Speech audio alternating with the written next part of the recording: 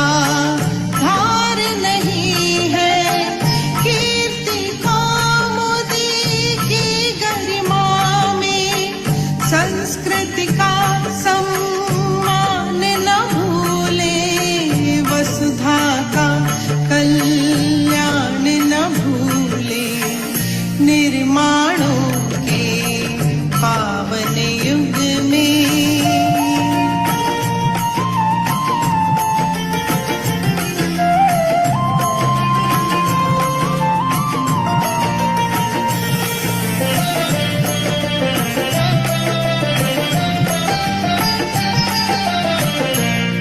आविष्कारों की कृतियों में यदि मानव का प्यार नहीं है,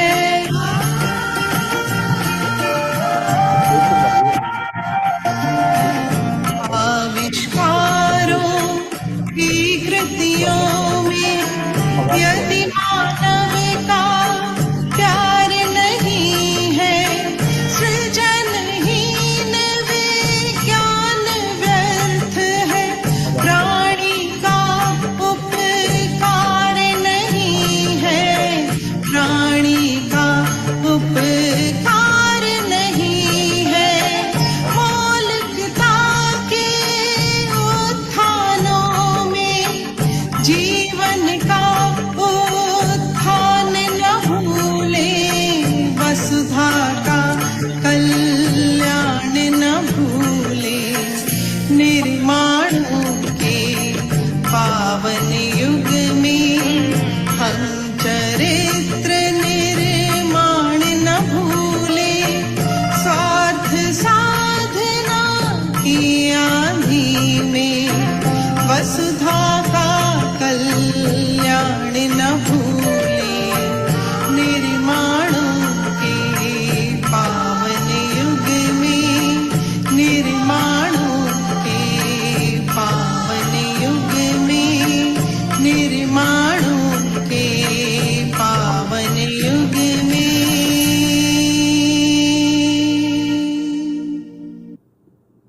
To formally commence this remarkable journey, it is my honor to invite Professor Ashutosh Bharadwaj, President Mody University, to kindly address the participants. Over to you, sir. Namaskar, good evening, everybody. I think after a whole day joining at this point of time shows the commitment of all the participants. And respected Dr. Kamesh Namudri, Professor Daman Saluja, all the other dignitaries, Professor Pratik Bhanti, Dean SET, from our IQAC cell, the organizers, Dr. Jeetu Sharma, Dr. Sandeep Jaiswal, all the other members who have worked so hard to make it possible to organize this FDP.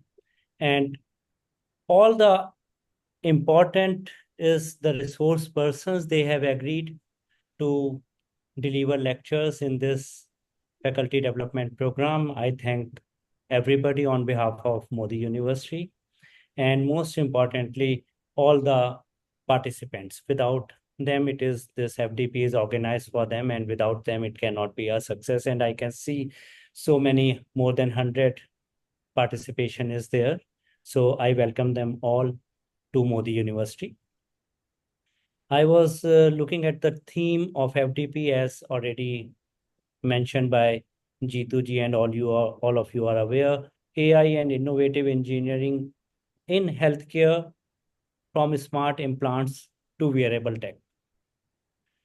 Wonderful topic, wonderful theme, and very apt in the present day scenario. So we know that the way educational landscape is changing, the transforming, particularly driven by the advancements in technology, and particularly this field of biomedical engineering or biotechnology is expanding very fast. And it is very important for all of us as faculty members, as teachers, to stay relevant adapt to these technologies, particularly in our education. They are going to play a very important role also in the societal development. So I think the topic is very apt, and I am sure that everybody is going to gain a lot from this. And I would like to thank ATAL, the government of India, for this initiative of sponsoring such programs.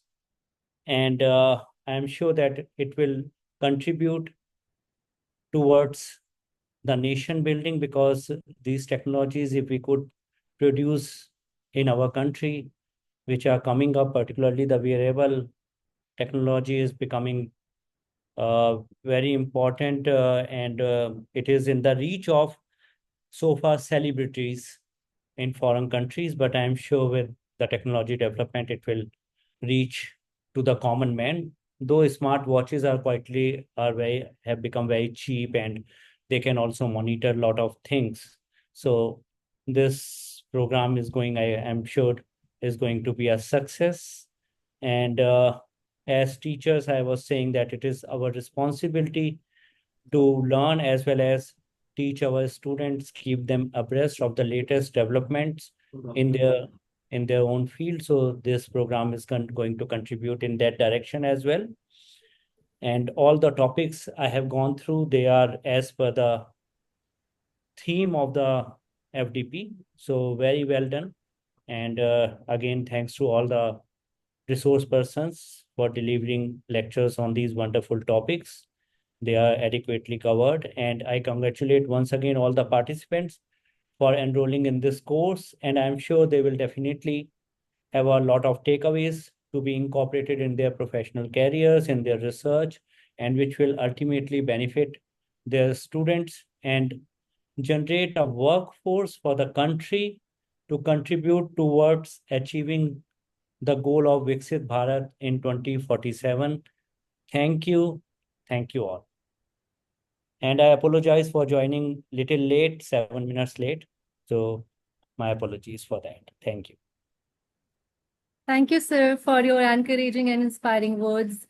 I hope all the participants would take it in a good spirit and would really have a wonderful learning experience in these 6 days of our interactive FDP program. Now I take the privilege to introduce our guest of honor, Professor Kamesh Namudri. Professor Namudri is a professor of Electrical Engineering Department and director of the Autonomous Systems Lab at the University of North Texas, USA. His research contribution has been widely recognized with over 3,787 citation, H index 31, and I-10 index is 66. He received his BS degree in Electronics and Communication Engineering from Osmania University, India in 1984. MS degree in Computer Science from University of Hyderabad in 1986, and PhD degree in Computer Science and Engineering from University of South Florida in 1992. He is serving as the chair for 2 standards working group, aerial communications and networking, and vehicle-to-vehicle communications for unmanned aircraft system. He is serving as the chair for the IEEE Vehicular Technology Society's Ad Hoc Committee on Drones. He is a co-editor for the book titled UAE Networks and Communications, published by the Cambridge University Press in 2017. He is leading the Smart and Connected Community project on deployable communication systems in collaboration with the government, public, and private organizations. With this brief introduction, I now invite Professor Kamesh Namudri for his keynote session. Over to you, sir. Yeah, thank you very much, Dr. Jitu Sharma. Welcome, sir. It's my. I will share my screen and I'll talk. Yeah, I hope you are able to see my screen. Yeah, first of all, it's an honor to be here. And Mody University is one of the places I visited in 2020. I still remember the hospitality and more importantly, the dedication of faculty.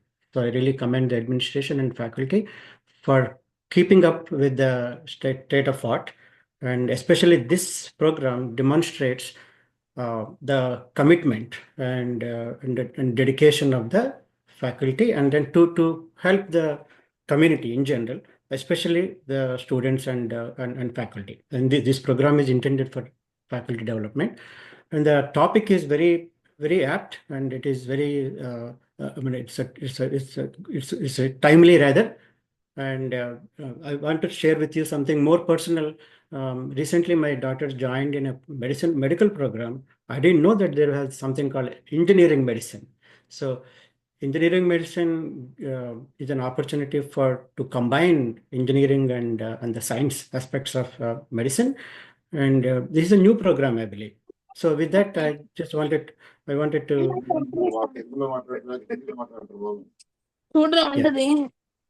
Yeah. So what is the in this? I only talk about on the probably a little bit superficial. The reason is we are more like engineers.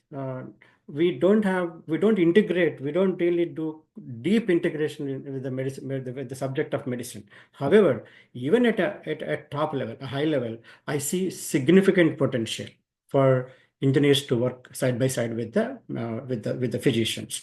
So specifically, the topic is about AI, and the potential is very large. For example, simple things like early detection of a disease and potential diagnosis solutions. These are not new actually. We have been working in this field before, but now I think we under the umbrella of artificial intelligence, we are we are actually putting them together. So very quickly, I'll only take about 5 to 6 minutes. I know they have a big program ahead. So the topics that we can think of, even at a very high level or a superficial level, are these four things that come to my mind.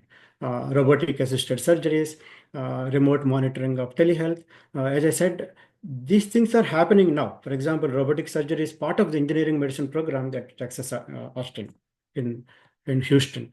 And I also wanted to share with you a few examples with citations. It's important to see, the state of art and what has been done before and what we want to do in future. So these simple five examples or 6 examples will show you that actually there is a very important role for engineering and specifically AI related programs to work closely side by side and with the physicians. So AI for cancer screening, AI enabled electrocardiogram, AI in oncology, neurology, and then of course we see simple products like wearables, and of course imaging. So these are not really brand new topics, but I just wanted to show you that yes, we can. There is a potential for us to work together with the physicians. At the same time, if you go deeper, for example, I know I have a personal experience watching things like synthetic biology. So, in fact, I was looking at one program where vessels, I believe, you can come up with vessels, blood vessels that are synthetic, and these are all, of course, ongoing research topics.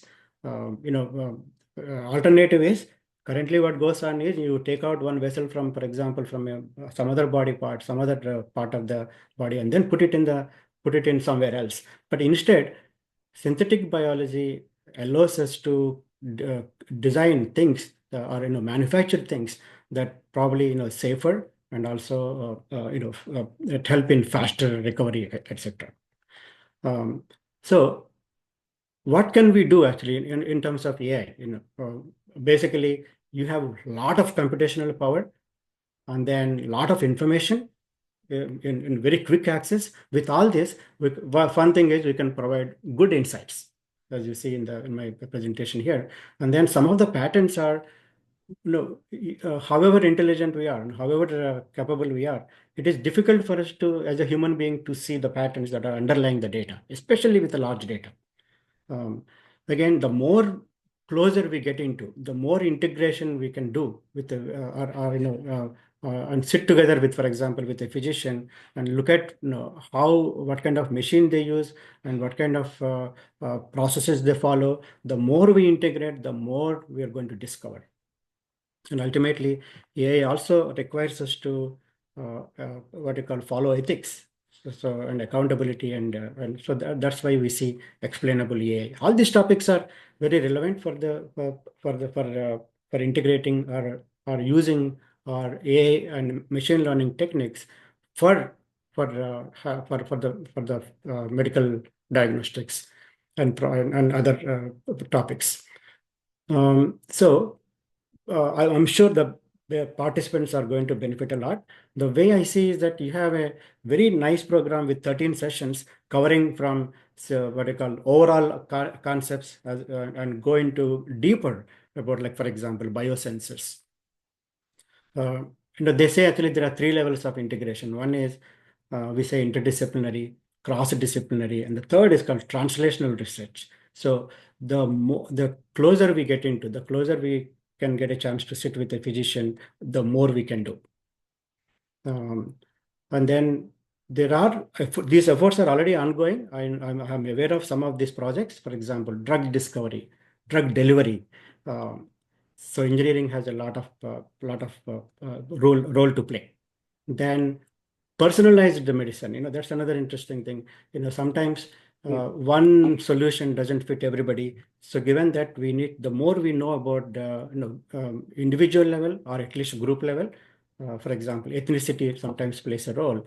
So all these things can be done with this kind of collaboration.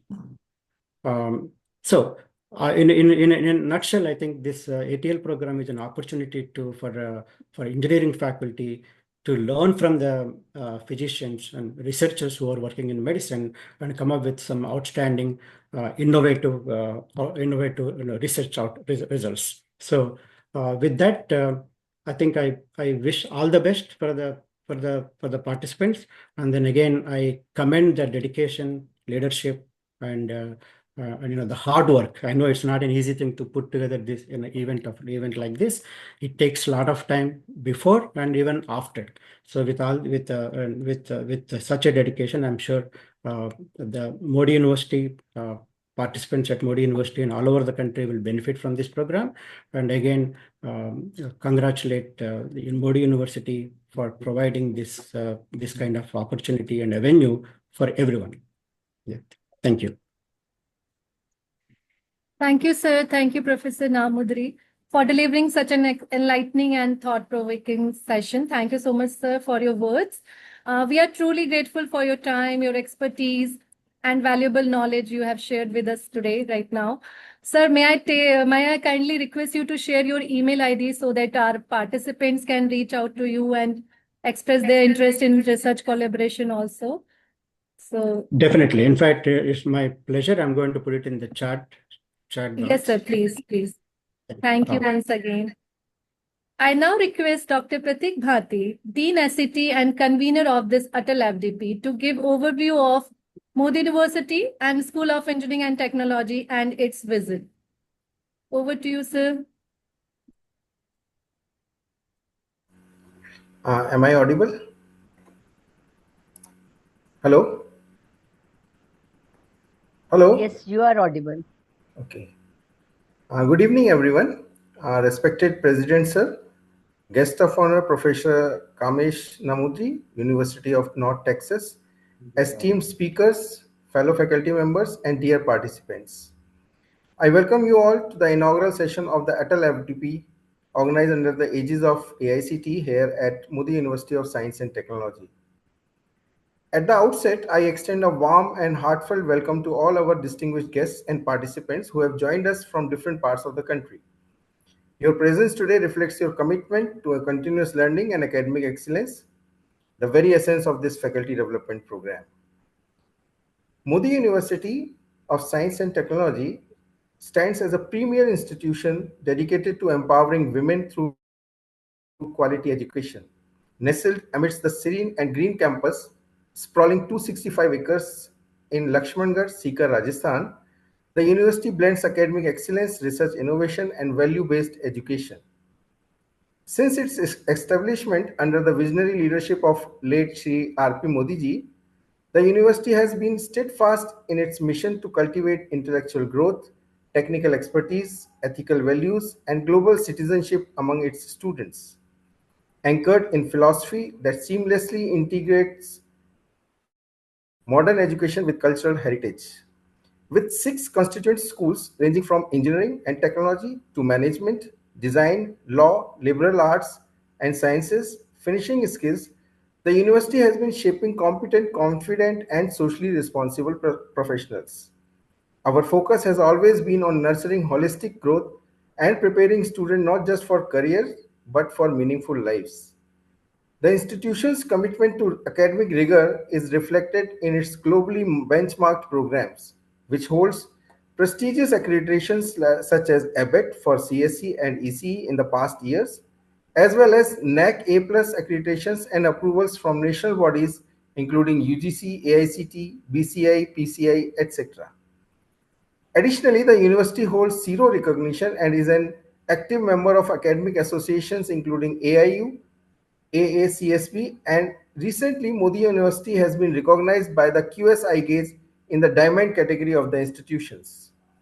The university's infrastructure is world-class, comprising number of academic buildings and laboratories, cutting-edge research centers, international standard sports facilities, state-of-the-art auditoriums, and residential facilities with comprehensive amenities.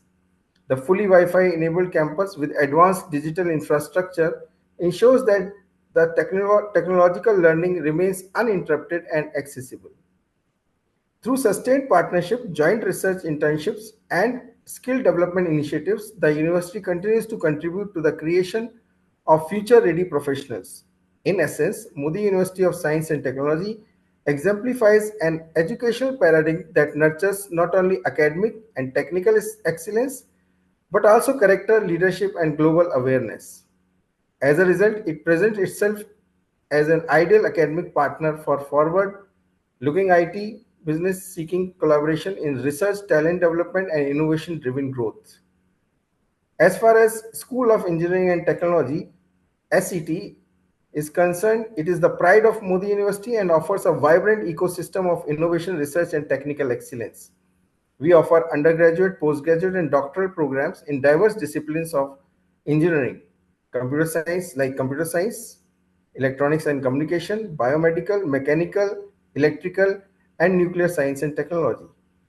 Our faculty members are deeply involved in research and consultancy projects, many supported by AICT, DST, SERB, and DRDO, and our students consistently excel in Smart India hackathons, national level technical fest, and innovation challenges. School of Engineering and Technology has also established industry-linked Center of Excellences and various collaborations with reputed institutions and corporates like Infosys, IBM, Cisco, Microsoft, Intel, and various universities like IMT Atlantic, Junia, and St. Petersburg University. Recently, SET has been recognized by IBM as one of the top performing engineering institutions, and Institute of Engineers India has bestowed us by Platinum Award of Educational Excellence for outstanding performance. Mody University's commitment to industry relevance is underscored by its strong placement records with top global and national corporations such as Infosys, IBM, TCS, Wipro, JP Morgan, Honeywell, and many more. Our alumni are now contributing significantly across leading technological firms, research organizations, and higher education institutions, which is a true testimony to the academic strength and vision of this school. This ATAL-FDP serves as yet another step towards academic enrichment, collaboration, and innovation. I am confident that the sessions planned over the coming days will foster new ideas, research perspective, and pedagogical insights that will benefit every participant. Thank you very much. Thank you, sir. Thank you, sir, for your motivation. Now to take the program forward, I invite Dr. Sandeep Jaiswal, FDP Co-Coordinator, to kindly give a brief overview of the Faculty Development Program. Over to you, sir. Thank you, Jitu ma'am. Good evening, everyone. Respected guest of honor, Professor Kamesh Namudri, Honorable President, Mody University, Professor Ashutosh Bharadwaj, Dean School of Engineering and Technology, Professor Prateek Bhanti, esteemed resource persons, Dr. Daman Saluja, Professor S.N. Sarvadhikari, Coordinator ATAL-FDP, Dr. Jitu Sharma, faculty members, and dear participants. A very warm welcome to all of you. It gives me immense pleasure to welcome you to the AI Faculty Development Program on AI and innovative engineering in healthcare, from smart implants to wearable technology. This program is a part of ATAL's Academy national initiatives aimed at empowering faculty members with advanced knowledge, research orientation, and practical skills in emerging technology. Over next 6 days, participants will have the opportunity to attend experts lecture, interactive sessions, hands-on experiments, which encourage the experiential learning and academic excellence. We are privileged to host distinguished resource persons from prestigious institutions and industries across India and abroad, including IITs, NIITs, NIPERs, reputed organizations from United States and South Africa. Their expertise and insight will greatly enrich in learning experience of all participants. The objective of this FDP is to enhance the technical knowledge and research skills of the faculty members, to encourage interdisciplinary learning and innovation, to create a platform for networking and collaborative research between academia and industry, to promote integration of technology for improved teaching and learning outcomes. We are honored to have such eminent experts who will share their valuable experience and guide us through the latest trend and innovations in this rapid evolving field. There's important information for participants. The participants are requested to join each session from 5 to 10 minutes before the scheduled time. And it is requested, please keep your microphone muted when you are not speaking. Use raise hand option or chat box for asking questions during the session. Maintain professional decorum and respect for speakers and the fellow participants. Participants are encouraged to keep their videos on during the conversation and asking the question. There is a minimum attendance of 80% required for certification. Attendance will be recorded at the beginning and the end of the session each day through Google Form. Google Form shared in the Zoom meeting chat box.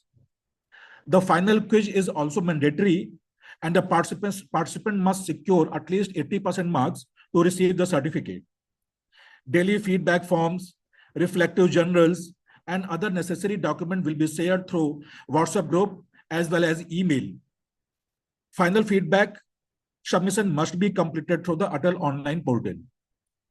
Regarding communication, the WhatsApp group has been created for the participants for sharing updates, session links, and the important announcements. Official communication will also be sent through an email, atal-fdp@modyuniversity.ac.in. No other mode of communication will be considered official. Regarding ATAL portal, please ensure that your name and personal details is correctly updated on ATAL portal. The certificate will generate exactly as per the details you provided on the ATAL portal. Organizers will not able to make any kind of the corrections. It may take up to 1 week after completion of the FDP to upload all the required records to the ATAL portal. So it is requested to participants, please patience during the process, and you will get your certificate.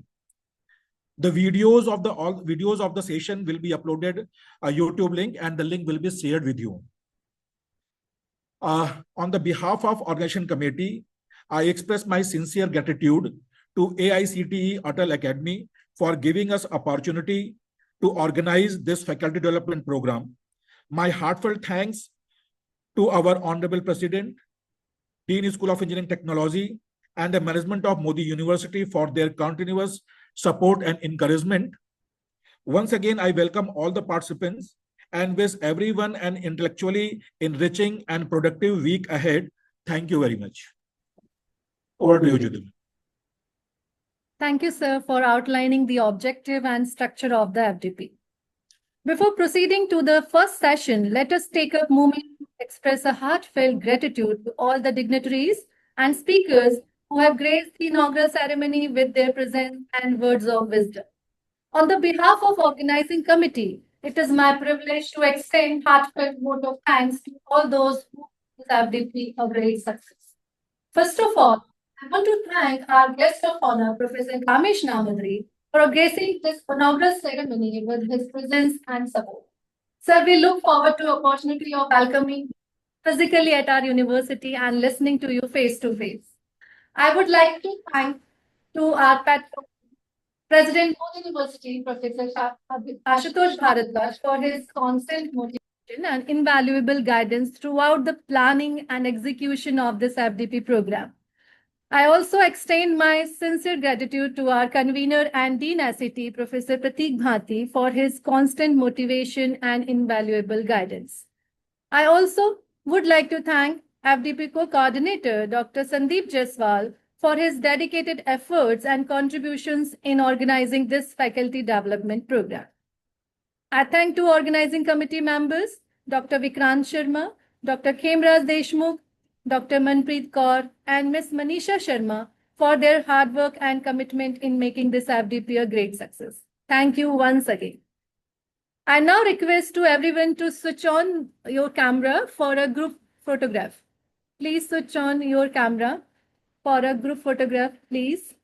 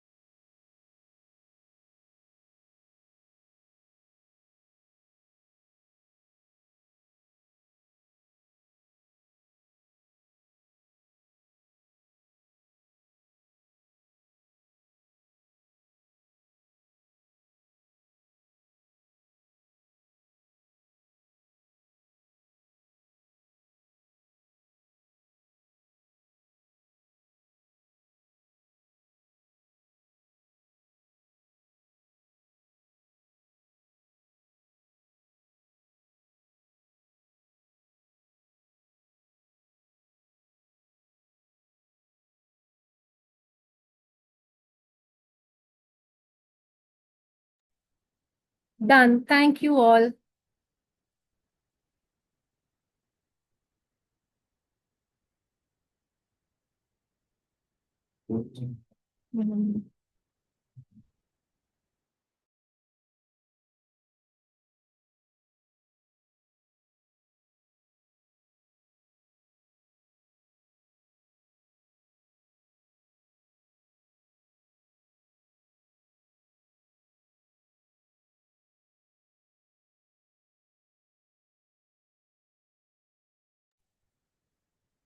Now I would like to invite Dr. Manpreet Kaur to forward this session. Over to you, ma'am. Thank you, ma'am. Namaskar, everyone. I am pleased to welcome Dr. Daman Saluja, who will take a technical session on the topic AI and machine learning and diagnostic healthcare. It is a privilege to introduce Dr. Daman Saluja, who holds the position of Honorary Professor and Advisor at the Delhi School of Public Health, University of Delhi. Dr. Saluja has previously served as a senior professor at the ACBR, University of Delhi, and has held the esteemed role of chairperson of the Research Council. Dr. Saluja's expertise lies in the medical biotechnology with a focus on research areas including molecular diagnostics, drug development, and cancer biology. She has developed multiple diagnostic kits for infectious diseases and cancer. She holds 6 Indian patents as well as 1 US patent and has effectively licensed protocols for commercialization. With an impressive publication record of over 138 research papers, and have guided 43 PhD students, Dr. Saluja has received numerous prestigious awards, including the INSA Young Scientist Award and NIH Fellowship. Her significant contributions to both science and education are commendable. We are truly honored to have her here with us today. I now invite Dr. Daman Saluja, ma'am, to deliver her session. Over to you, ma'am.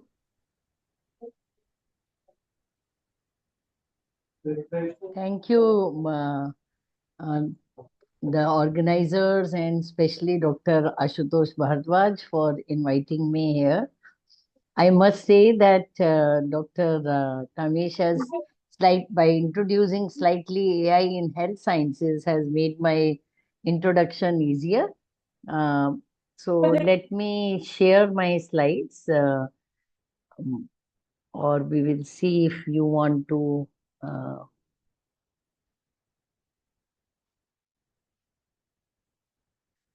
Can you all see my slides?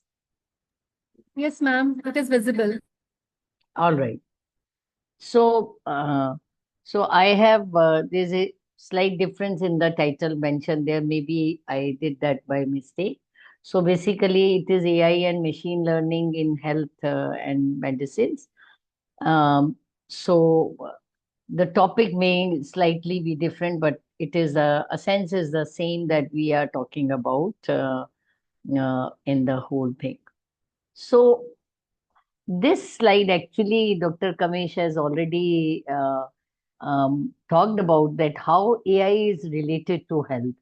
There are now there is no area of health sciences which is now not being pursued with the help of machine learning and AI. And I'm here going to being coming from the biology background in medical biotechnology. I will talk more about how machine learning and AI has really helped in bringing or advancing the health sciences. As you all know, we biology people are nowhere near writing the algorithms, and that is left to you people in computational sciences. So I will tell how desperate now the biology people are to get connected to these computer sciences and making it truly interdisciplinary sciences, because this is an area which is now very important, and I think it is going to be the next 10 years is going to be the area of AI, machine learning, and health sciences. So let me begin with its importance, how it can improve any health sector. First of all, I would say it can improve accuracy, whether we talk about diagnostics or treatment or any other aspects. It will improve the efficiency, and I will talk about those examples, some from my own research and some others. It will make definitely help in making the medicine personalization, as Dr. Kamesh also said, that every patient or every person is different, even if they have the same disease. So, medication to each person will have to be catered to their own genomic or physiological parameters. And this is what will be happening in future. So, personalized medication. And healthcare has to be accessible to everybody. And how AI and machine learning can help that. There are now wonderful examples how they are being done. Some even in India now we have remote medication, telemedicine, and remote surgeries. So basically, AI and machine learning are augmenting the research capabilities of researchers and practice by the clinicians. So they can focus more on the judgment and empathy and patient-centered care rather than, looking for proper diagnostics. And researchers can focus using AI and machine learning. They can focus more on discovering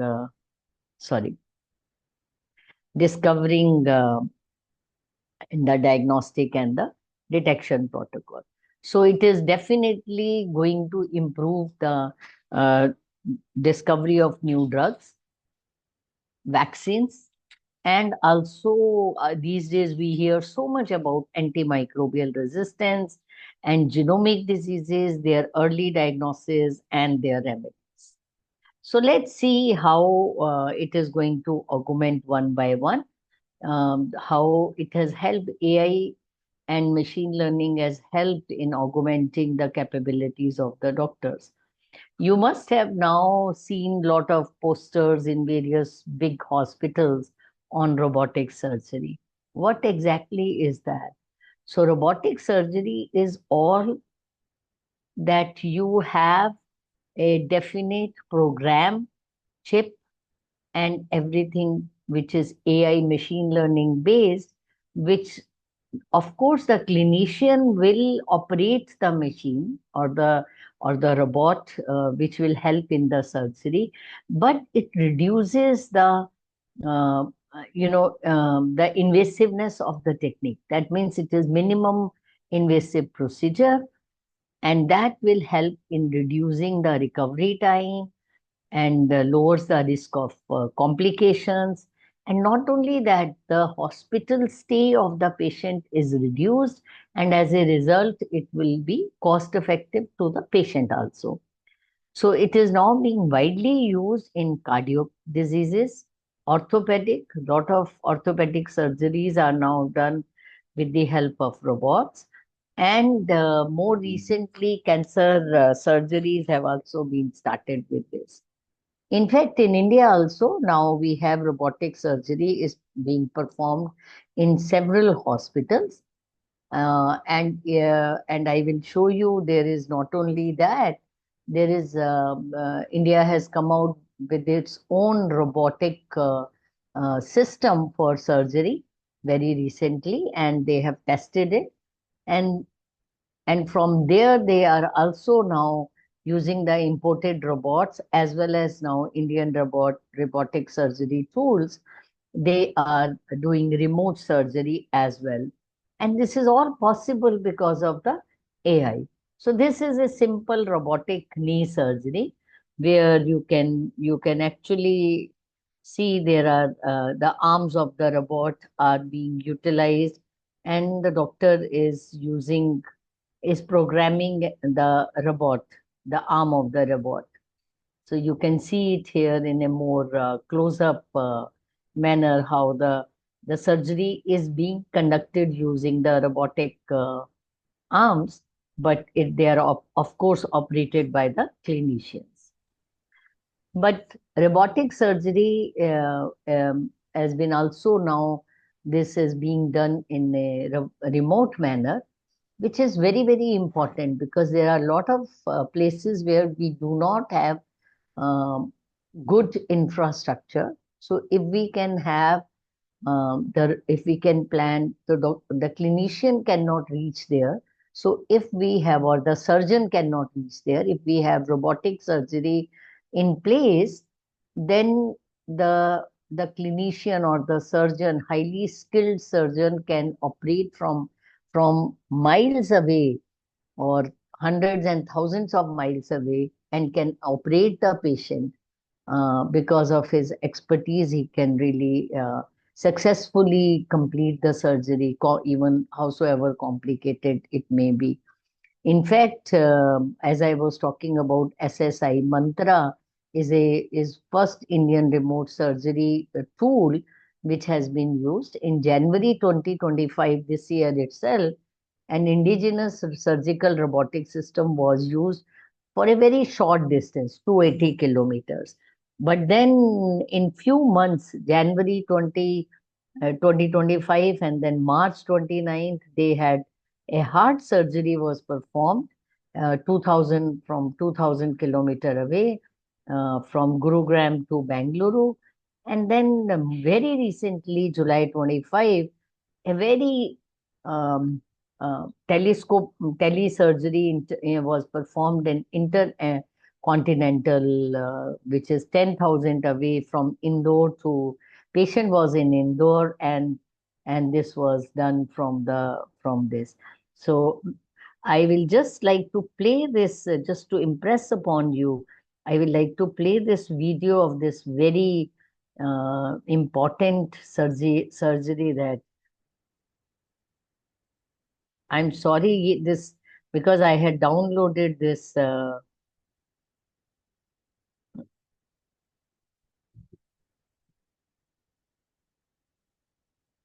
It's a very small this.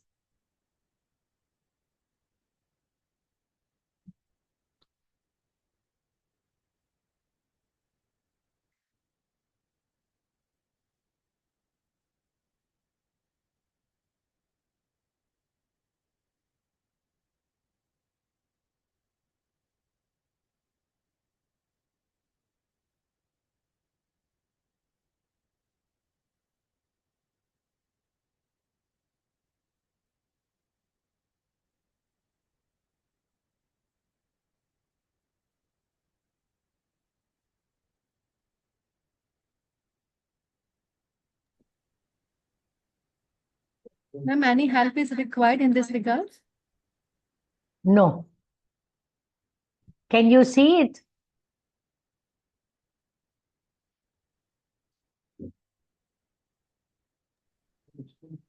Slides are not moving, ma'am.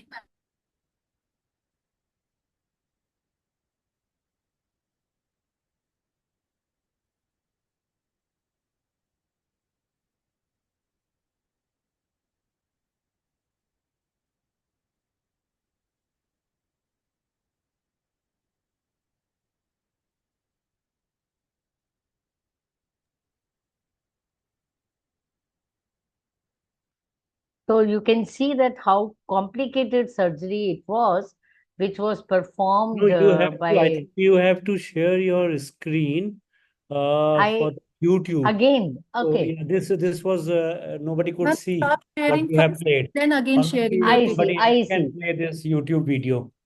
I see. I had to do that again. I see.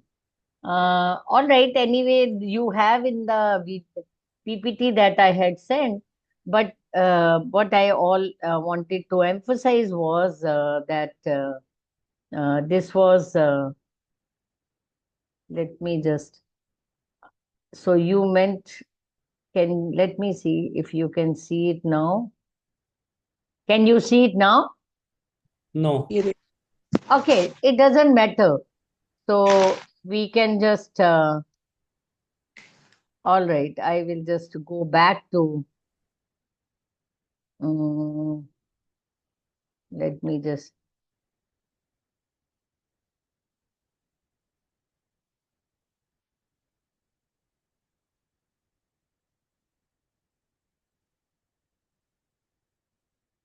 I think I'm not very good in connecting this, so let's forget about it. We can go back to.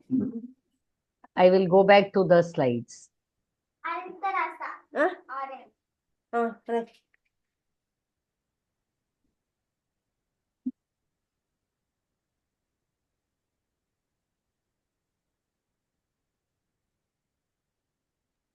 Now it is visible, ma'am. Yeah, so I will go back to the slides so that we have. So I had just finished this. Yes, yes. So it's all right. So you can, since the people will get as you are going to share the slides, so they will be able to have a look at it. Can you see my slides now? Yes, ma'am. Okay. Yes, ma'am. Okay, thank you. So I have this at the. All right. So this is one major leap that machine learning and AI, how it has helped in the health sciences. So let's look at, as he was also talking about how the this is machine learning and AI has helped in diagnostics. So many of you must have heard during the COVID time that the CT scans were being scanned, and to make sure that this was the scan of the lungs was showing the COVID, the infection, rather than tuberculosis or pneumonia or any other disease. At that time, there was a lot of people started working on several lung diseases which kind of give a different pattern of CT imaging or MRI imaging, and this will help in the proper diagnostic, because in all these cases the lungs, if you do X-ray or CT scan, it is not very easy to distinguish between pneumonia and COVID infection or many other infections. So now we have a lot of algorithms in place where we can have the CT scans can be analyzed using those algorithms. And this has really helped the clinicians, because we cannot, our eyes cannot decipher many small things. But by first giving the data to the this thing, uh, excuse me. So giving the data, one has a can have training data set, and then one does the unknown data set is given to streamline the algorithm. And using that such kind of a um, artificial intelligence system, the doctor is very accurately is able to detect whether they are getting infection or not. So this is one lung infection I was talking, because I thought a lot of people must be aware of COVID time this. But now this is being utilized for breast carcinoma early detection, neurological disorders early detection, something like Alzheimer or your Parkinson. So they can really get even before the patient has manifested the symptoms, they can detect that this person is getting moving towards the getting Alzheimer or Parkinson, and the treatment can be started much earlier so as to slow down the progress tremendously. And sometimes it can be cured also for some of the disease, not for Parkinson or Alzheimer, because there are many other genomic reasons also. And not only that, the pathological slides that we get, the microbiology slides, using machine learning and AI algorithm, one can diagnose the bacteria or the virus very accurately, so that the patient can be given the correct treatment rather than giving a approximate treatment based on the symptoms. Therefore, these AI and machine learning protocols are being utilized not only for imaging, but also for now people are trying to use it for other types of diseases like cancer, cardiovascular diseases, infections at an early stage, and many other things are being utilized now. So let's see some of the examples. And so even can you see my slides? Why it is not moving? Okay.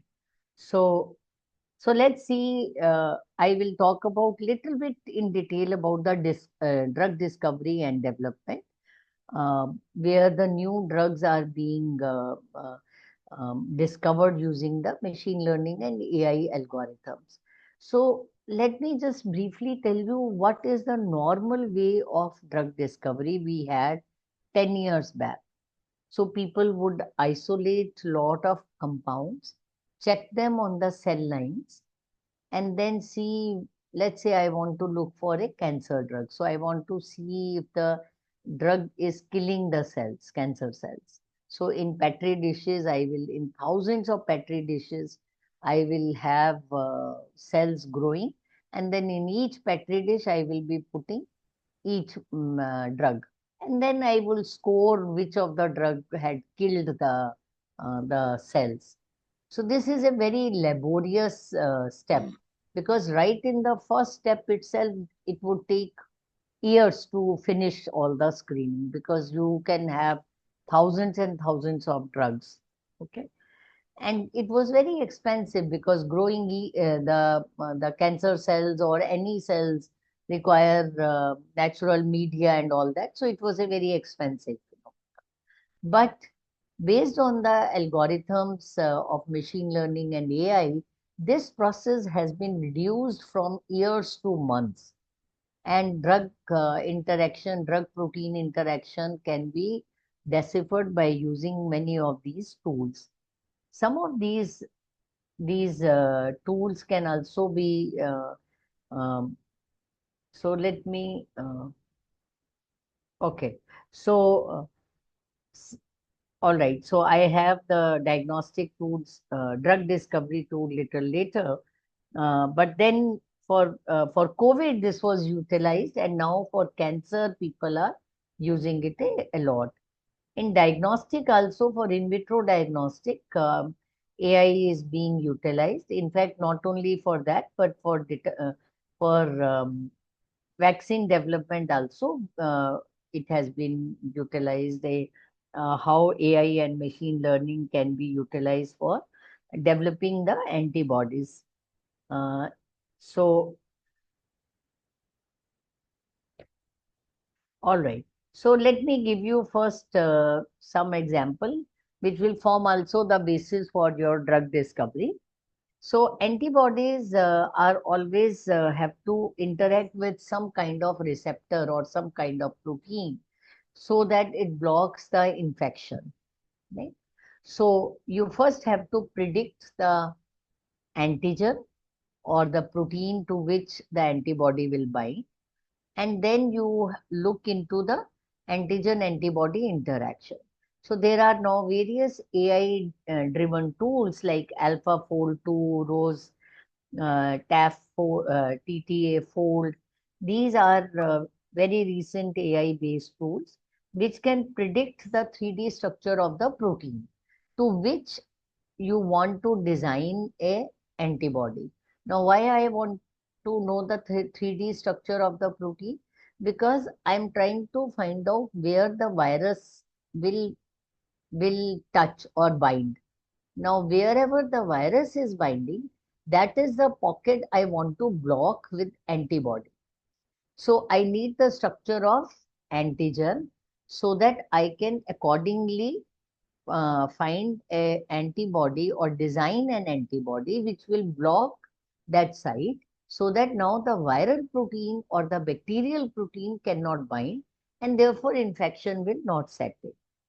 Okay, so this allows a very good complementary interaction, and these can be done by using various this.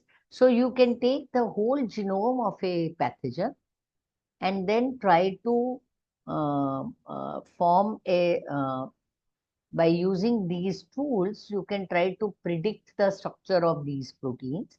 And it really takes few days just to predict the structure of all the proteins that, so let's say we had taken here 632 proteins, which we thought by using some rational, like they should be membrane proteins, they should be things like that.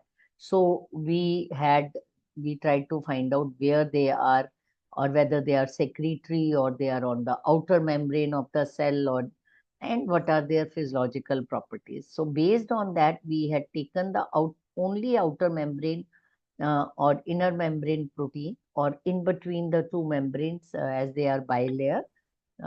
So we took from 632 proteins, we put narrowed down to 9 potential antigenic proteins, because these are the 9 proteins to which a bacteria can bind or a virus can bind if you are looking for a virus. So then we looked for these proteins and tried to test the antigenicity and toxicity and allergenic properties, because if we have to make antibodies against that, we must know that there are no such side effects in the patient tomorrow. And then when we look into, sorry what I pressed.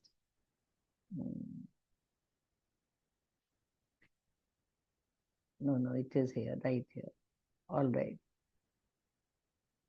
Just a second. Yeah. So we using all these other properties, these are all softwares are based on machine learning and AI, by which we had narrowed down to 2 proteins which showed very good antigenicity. And against that, we can now design the antibodies so as to prevent the infection. This work is already published from our lab.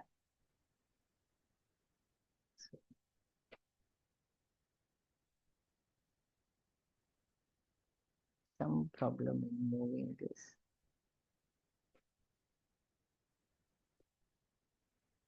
So this is just the structure and the sequence of amino acids that we, so it had now moved so much. It was not moving earlier, some internet problem. So we also checked what kind of immune cells it is going to interact, these proteins or antigenic proteins, and other properties of this, whether it will in the human being, when we are looking at these bacterial proteins, whether they affect T cell epitopes or all immune cells, B cell epitopes and CD4 cells. We also prepared its structure using these machine learning tools that I mentioned, alpha and all that, and then full length conformation. And now we are, what we have done is that we have found these are the most important parts of these proteins. Now, against these peptides, we don't need the whole protein. We can make these peptides, put them together, combine them with the linkers, and make a artificial protein against which we can raise antibodies in any animal, mice or rabbit or guinea pigs or any other, and then purify these antibodies to be used against infection and give the, or if for curing, for helping the cure. Or we make these chimeric proteins, if we use them as a vaccine candidate, then the antibodies will be formed naturally by our body. And when infection will occur, because these are small peptides, they will not cause infection. But when the infection will occur, antibodies will always already be present in our blood cell, and therefore they will kill the pathogen and not let it infect. Okay, so this is what you got vaccinated for in the childhood for so many diseases. So you always get a antigen of the pathogen, which is used, which is injected, the inactivated protein, and then antibodies are formed against that by the body, and they are lying there dormant. So when infection comes, then you get immediately the antibodies are produced by the body, and the bacteria or the virus will be unable to infect. Okay, so this is what we did, but we narrow down this protocol of finding, identifying the important proteins of the pathogen uh, or the antigens by doing machine learning AI based tools we use, and we characterize everything, whether it is toxic, allergic. It should not be causing an allergic reaction, right? Because then the patient will get the allergy reaction once you inject the vaccine. Okay, so these are the various conformations that we tried to show, and then we showed how the two peptides, where the two peptides will bind in the one of the immune cells, they are binding. Okay, So this, if you want to go into detail, so we had one paper in 2024, Ravi et al., and this is a second paper for another bacteria, mycoplasma, where you can see this paper, Taneja et al. 2025. Okay. So this was just vaccine development, how we can use AI and machine learning. In case you have any questions, please do not hesitate to ask in between. Um, so if there are no questions, then I can proceed. If there are any questions up to this part of the lecture, I can tell you about that. Are there any questions? You can either put in the chat or. All right. So Participants, please, if you have any questions, please ask. because then we can move to the next part of the AI application.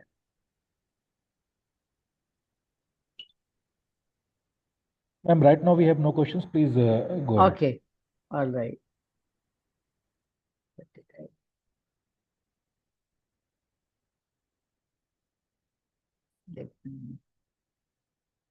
Did I come out of the sharing? Just a minute.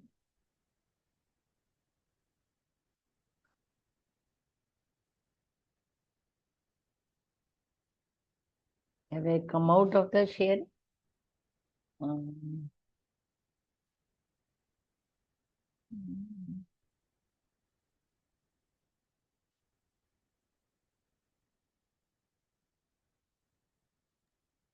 Yeah. So let's look into, so this is a very important aspect to researcher, but now I will give you how AI can help in the medical field directly, in the assisted nursing. So a lot of you have heard about telemedicine during COVID, right? And the doctors, because we were having, the doctors could not reach to the patient, or patient could not reach to the doctor, and then there were a lot of questions by the apprehensions by the patient. But this happens all the time in all kind of surgeries or any kind of problems. The patient will want to ask so many questions even after they are discharged from the hospital. So they can keep interacting with some of the doctors, or there are AI based, some basic questions are there, which the AI and machine learning based frequently asked questions by the patient for that particular disease. Or you can also have nursing, AI assisted nursing can be there. So the advantage of this is that these tools are available 24 hours a day, 7 days a week. So you can, anytime you feel like having any apprehension in your treatment, or you are feeling little different from a normal self, you can immediately pose your question to this AI machine learning tool, which will be specific for a particular disease, and you can get your answer. So this is called AI assisted nursing. They have the backend lot of data with based on them, and they can give you a very, very accurate and appropriate answer. Okay, so the regular communication between the patient and the care provider uh, you don't have to keep going to the clinician or to the hospital. It reduces your visits there. So it is very, very helpful for the patient. So for example, you can see here AI is carrying a patient. So it has been made like a robot, but basically it is all the information which is available, has been fed to that, and you can ask your question. Many of you might have used, I'm sure all of you must have used actually Chat GTP or GPT or other tools, and you can put any questions, you will get very, very accurate answer most of the time. You can see that. So these are the similar tools have been put, but here they are into the patient friendly way. Okay. Similarly, here the doctor is directly interacting with the patient online. So this is more like a telemedicine, and there is a direct communication between the patient and the doctor, if even if it is in the remote area. So you can say here the doctor is directly talking to a patient in a very remote area, because we in our country, as we know, that every city does not have a very good and precise you know hospital, advanced hospital. So they can always, using telemedicine, they can interact with the doctors. And now many big hospitals are providing telemedicine facility into remote areas, and it is very easy to contact them. In fact, very recently, what people have done is, which I don't have a slide here. Um, I don't know what these lines have come, how these lines have come on the screen. Maybe it is there in your system. All right. So here, what they do is they prepare the slide. Any technician in a remote place can prepare the slide and put it under the microscope.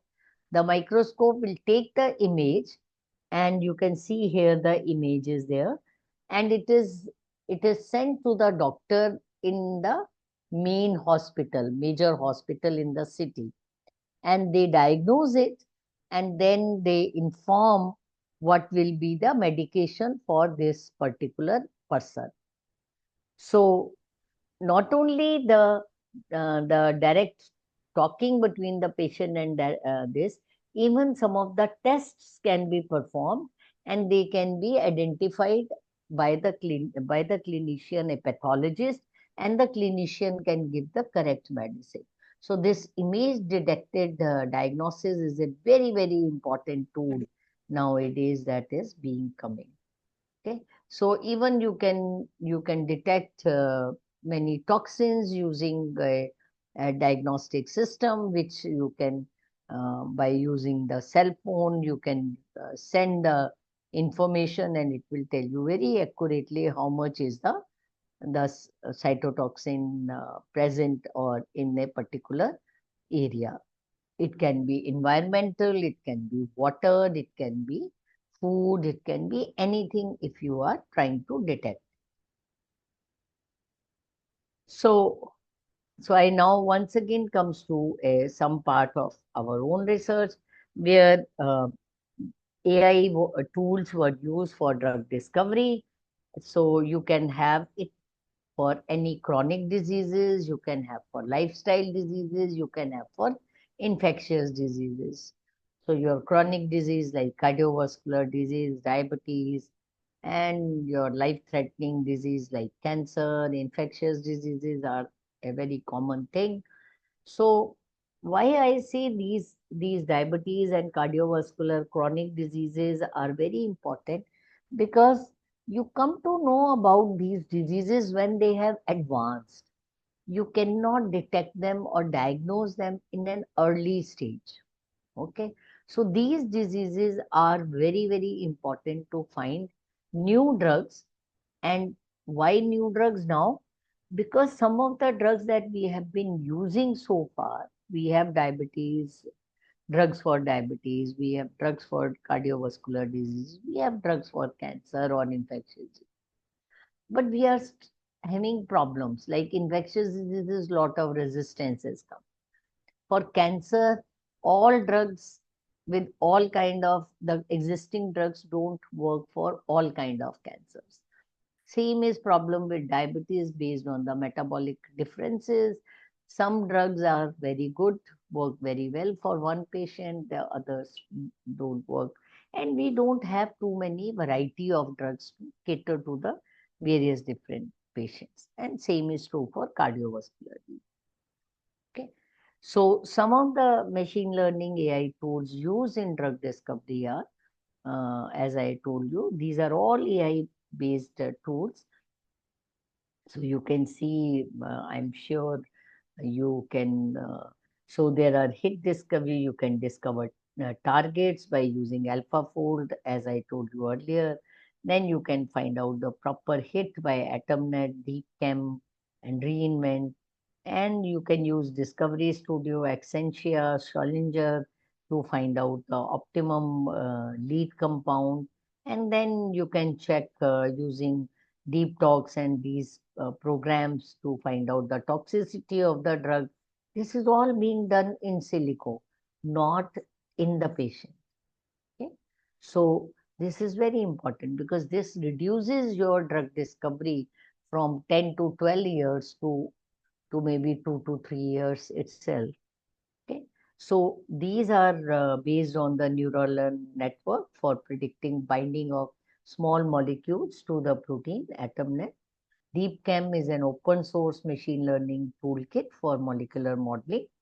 ChemProp graph neural networks for molecular property prediction, and then Reinvent and all these drug design and all that. So here we worked in our lab using some of these tools to find out a new drug for cancer.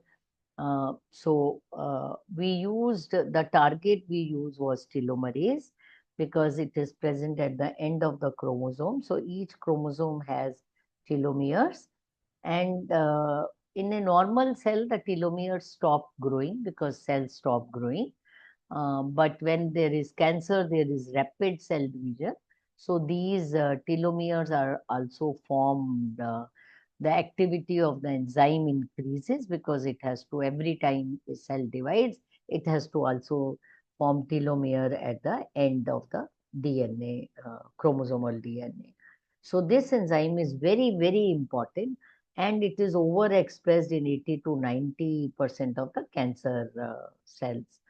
So, and in the metastatic stage, even it is very highly expressed. So what we thought that let's look for, there is no FDA approved drug so far for telomeres or telomerase enzyme. So we started our work on this about 5 years back. And you can see a number of drugs that we used were 6,098, 2,509 approved drugs, and it has 5,000, 3,589 investigational drugs were there. So 6,098 drugs we started with.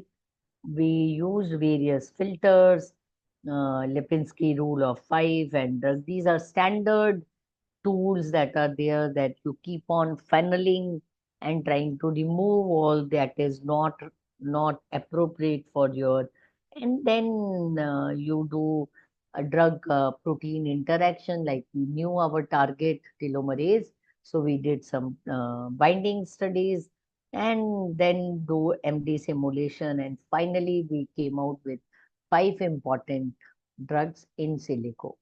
Okay, so this is the site on the telomere that we wanted to focus on. So you can see here, so we had the lead compounds which are all binding, or so we had 6 lead compounds, one was a control, and 5 new compounds that we identified using this strategy. So you can see here it all bind to the telomerase active site where they should be binding. So these 5 top compounds, their name, they interact with these amino acids. Why we highlight these amino acids? Because they are critical for the enzymatic activity of this enzyme. And therefore, if they get blocked, if the drug binds to these amino acids, then they will definitely be a good drug. Okay, so these are just some of the lead compounds.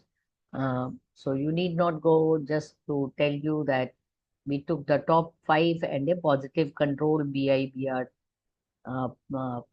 drug as a positive control. So now I told you there is no FDA approved, but there is one drug which is in the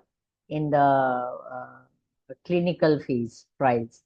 So we took that as a positive control. So here is just to show you how all these drugs binds to the active site where it should be binding. So we did MD simulation, which is also a molecular dynamic study, 100 nanosecond using some of the tools. These are automatic tools. We just put in our protein in that and the drug structure, and then we get all but the algorithms that are based are all your machine learning algorithms and AI based algorithms. And it tells you that the compounds all binding is very stable. It comes as a straight line. There are no peaks here and there and other things. Okay. So free energy is very low. So once it binds, then it is binding very tightly. So there is a free energy delta G binding is calculated. So we found that there were 5 compounds, but then that is only in silico work, right? So what we wanted to do was check in vitro also. So fortunately there is an assay available. So we carried out these assays, um, and we found that out of the 5 compounds, only one of the compounds gave a very good inhibition of the telomerase enzyme in vitro when we carried out the enzyme activity. Why I say only one? Because if we compare it with the control, it should be in the similar range. It should not be like 100 micromolar or 200 micromolar. Then how much drug you can give to a patient, right? So it has to be more potent so that we can use very small amount of the drug is required. And because anyway, the amount of the drug will increase based on the body weight. So the more effective it is at lower concentration, the better it is. Okay. So this work is also already published, the journal Core et al. 2025. And this we knew the telomerase that we want to use, but the cancer has a problem. You don't know what is happening in cancer. It's a very heterogeneous, because the mutations, deletions can be in thousands of different genes in different patients, and therefore one drug does not work for all of them. So therefore, now they want to develop a panel. So panel of genes which are expressed in cancer tissue, or panel of genes which are downregulated in cancer tissue. And these are called biomarkers. So if we make a panel of, let's say, 30 genes, which are, some of them are upregulated and some of them are downregulated, we are very sure that whether this drug will work or not. So it is moving towards the personalized medication also. So one, early detection, and then secondly, personalized medication. So identification of biomarkers is becoming very, very important. And lot of people have submitted the whole genome sequence or the exon sequencing of the normal tissue and the cancer tissue of the same patient. So you have a paired genome. So you know how many genes are expressed here in the normal tissue.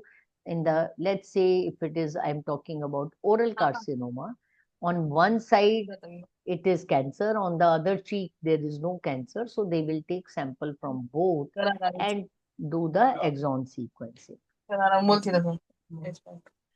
So, is there anything? I can see a lot of chat in between. Okay.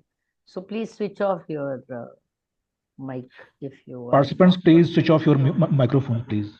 Right. So we did using that in colorectal cancer, which is a very major problem in Western countries, but it is on a rise in India also. Okay.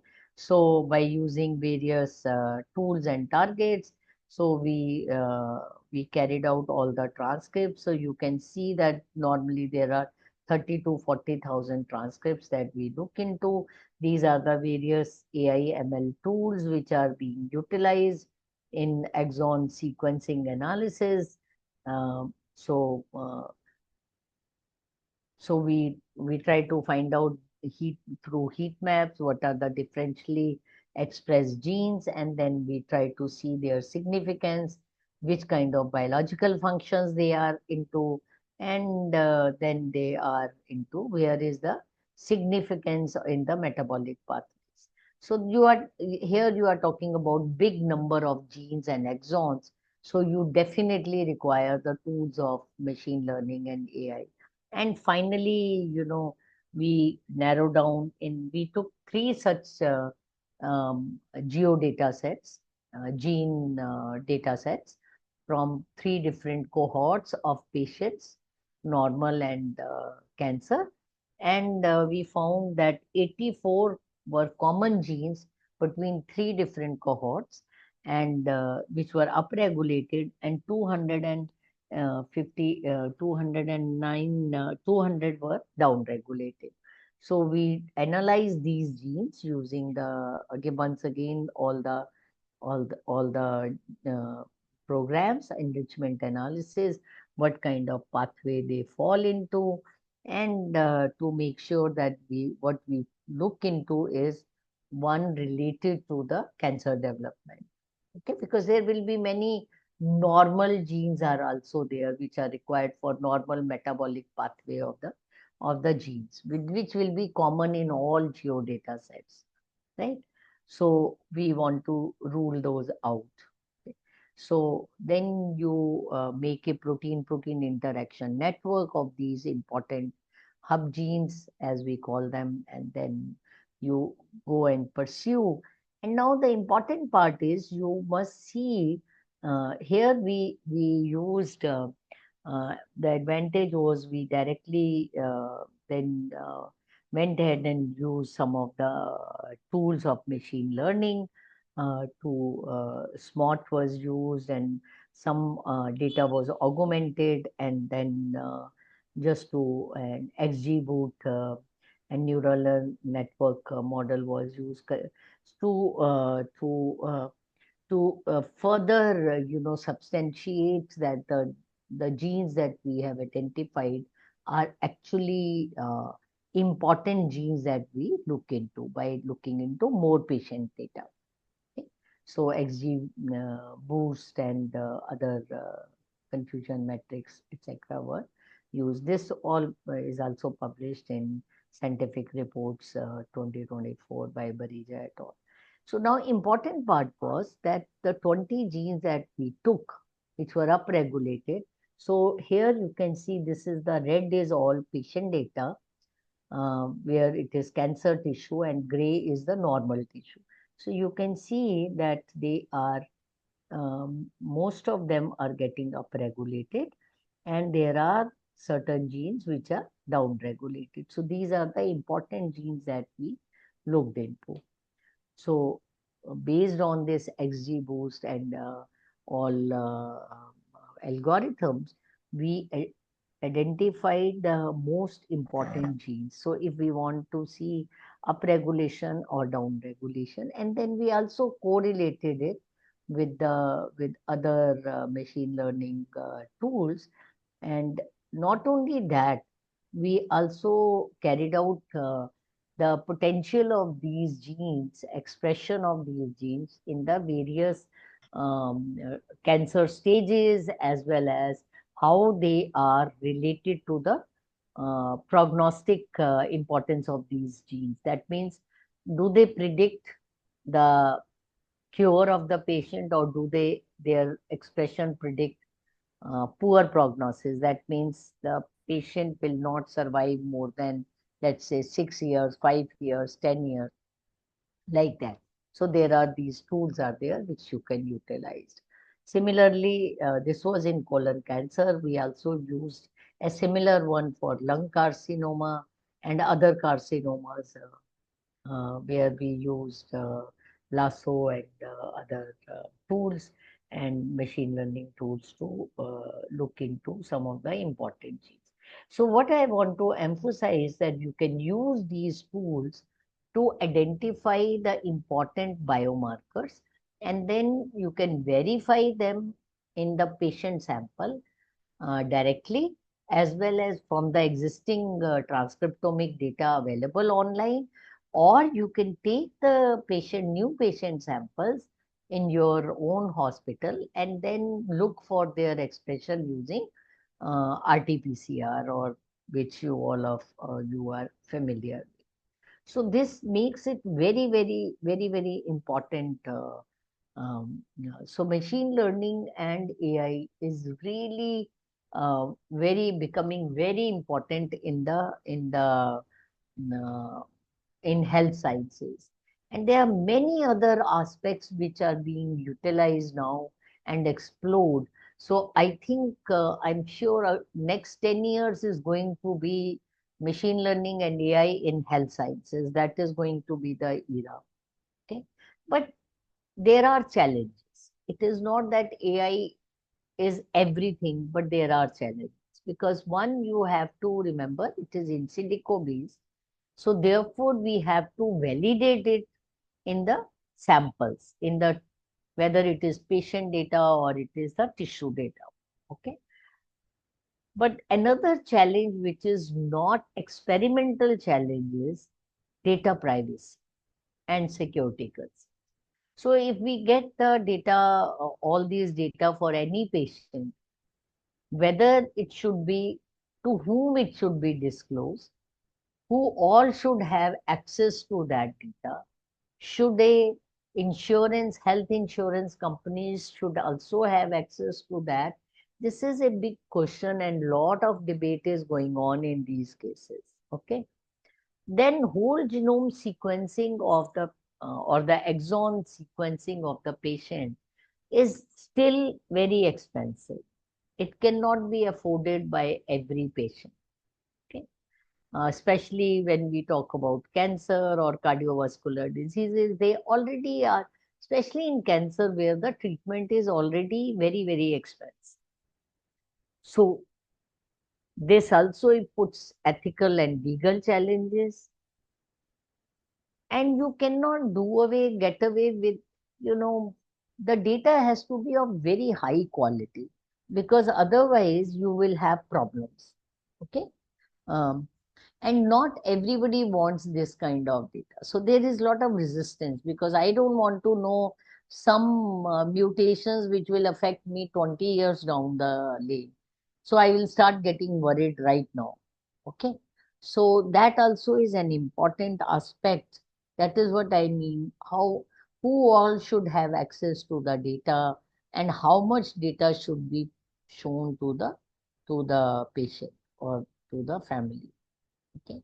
But the future is there for AI in health sciences. It will continue to play a very crucial role in health sciences, in healthcare, because it is the only way by which, uh, or very important way by which we can give precision medicine. We can do remote monitoring of the patient, remote treatment of the patient, early disease detection, identification of novel biomarkers can really help in slowing down the progress of the disease. Like in cancer, if we have early detection, we can really prevent the cancer. In Alzheimer, Parkinson, if we have early detection, we can really slow down the progress of the coming up of the disease. Identification of new drugs is equally important, not only for chronic diseases, but for antimicrobial resistance in the infections. Okay. It has reduced the time of drug discovery, and once it is established, we will have a real-time decision support will be there. I will stop here. Thanks for your attention, and I will be happy to answer the questions that you may have. So we can. So if the participants have I understand most of the participants are from computer sciences and other allied areas. But if there are any questions regarding health sciences, you may feel free to ask. Dear participants, if you have any questions, please ask. Or you can write in chat box directly.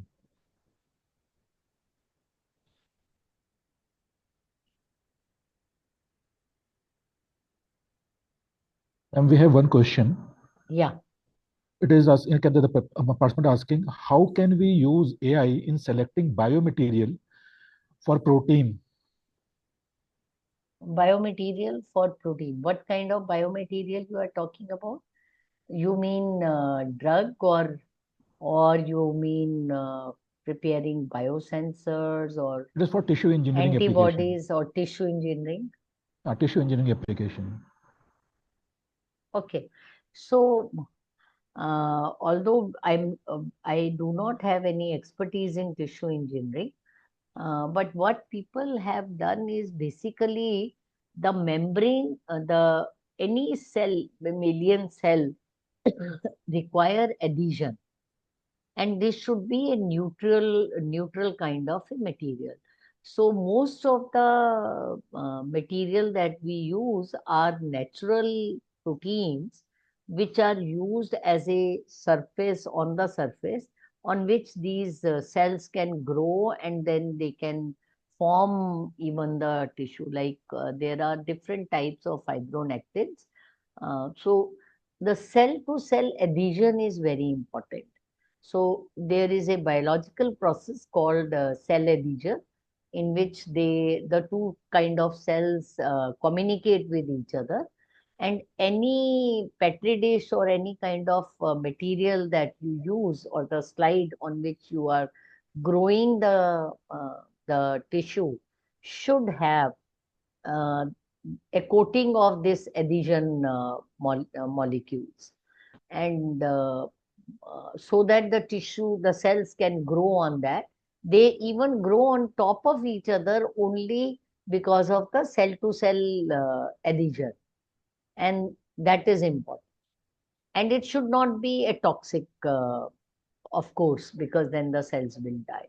So little bit of hit and try, but there are battery of adhesion proteins which are available, so one can try it. Okay, ma'am. There's one more question, ma'am. Yeah. The person is asking, are there similar AI breakthroughs like AlphaFold 2 actively sought for predicting efficacy of drug combination and minimizing adverse drug reaction in silico? Yeah, there is Ginger is there. It has softwares, inbuilt softwares in that. Discovery Studio is there, which has more than 30, 40 softwares into it, and they are for these purposes. So Alpha 2 Fold is most recent one. That's why I wanted to highlight it. And Advanced Alpha 2, which has come now, is very good system that most of our work is done, that I have shown work from our lab on drug discovery is using the Discovery Studio. So there are many such. Discovery Studio is an old and established tool, and it has many softwares into it. So you can choose whatever you have to do. You can choose that software, like first for protein folding, protein structures, for looking at the predictability of protein drug interaction. There are many softwares now. Alpha 2 is the latest one, but Schlinger and Discovery Studio are big programs with several software tools in it. Any other Any question, other participants? question?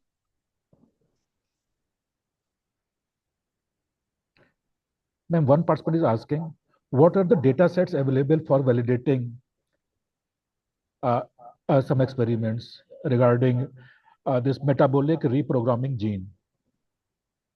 So if these are available nowadays. Lot of data sets are available on different aspects. Even more recently, on people have started putting for viral infection, all the gene expression changes also. Even for COVID, it has come. So you have to look into the transcriptomic data. So you will find one of your choice.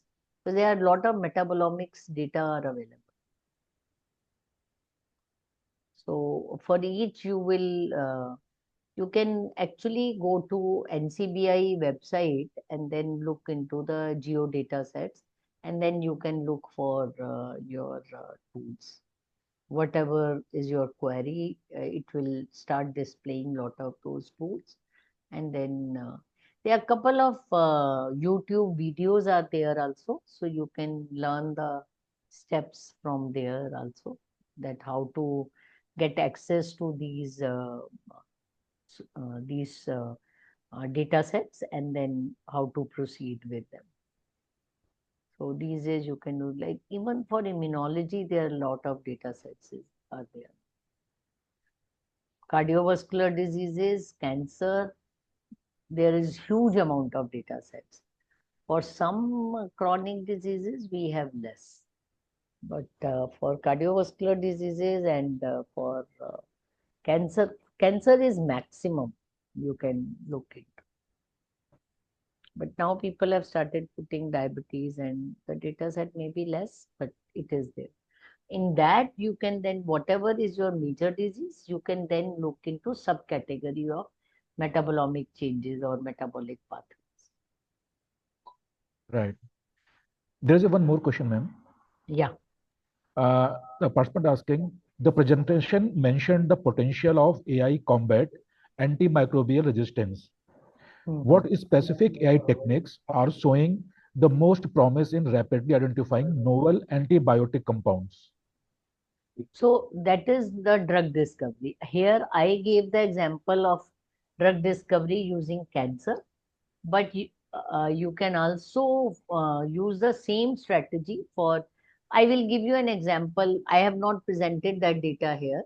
So for COVID-19, we had tried to find out a drug. So we all heard about COVID-19 spike protein interacts with the ACE2 receptor. Okay. So what we have done in that paper is that we have used a compound which will not allow ACE2 receptor to bind to the spike protein of the COVID. Okay.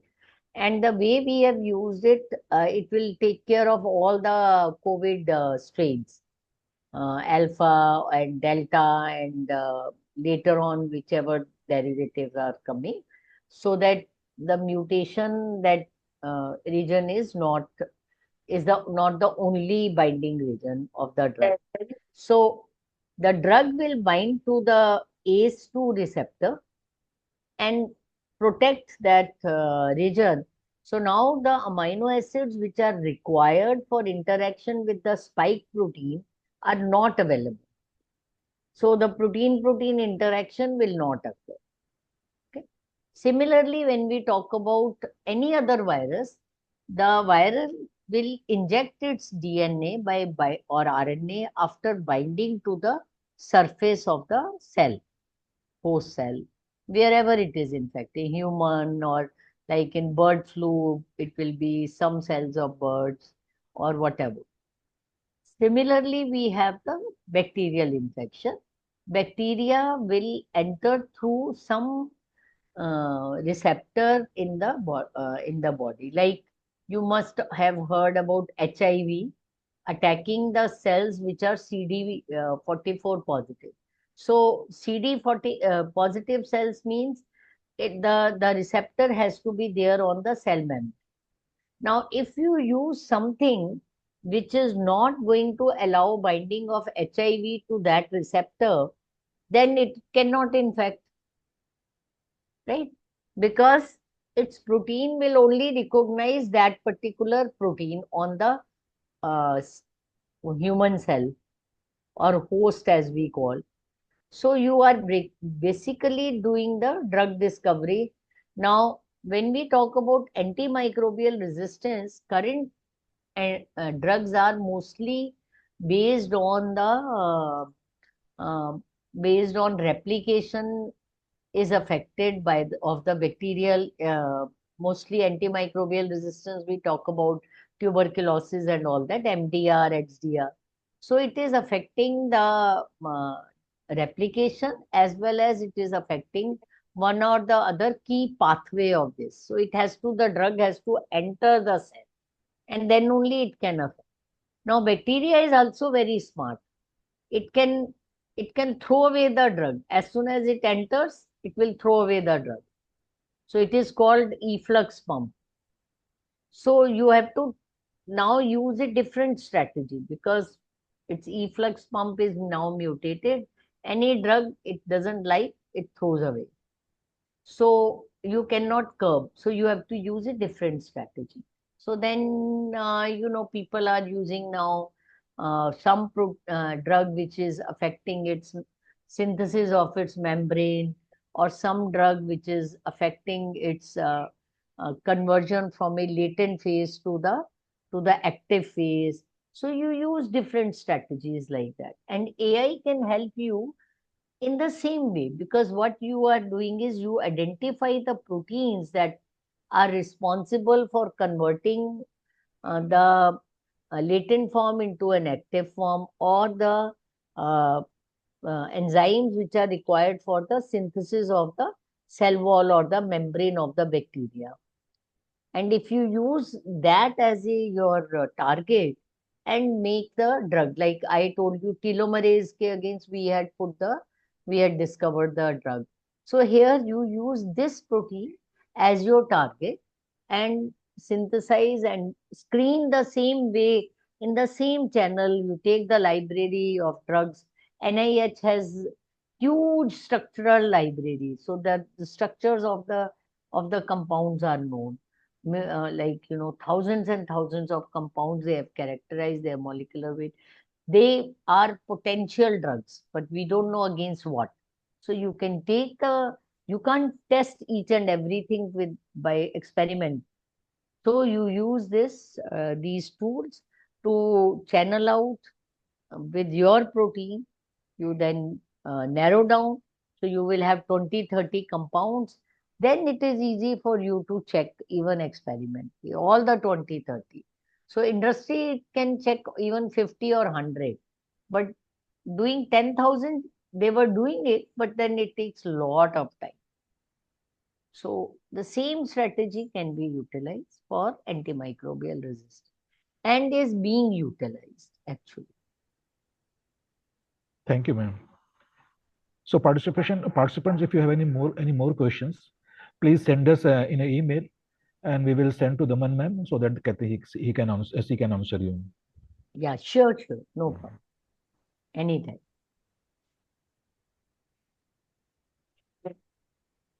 Manpreet ma'am, please. All right. So if there are no more questions, then maybe I can log out. Yes, ma'am. Thank you, ma'am. Please. Thank you, ma'am, for your enlightening presentation.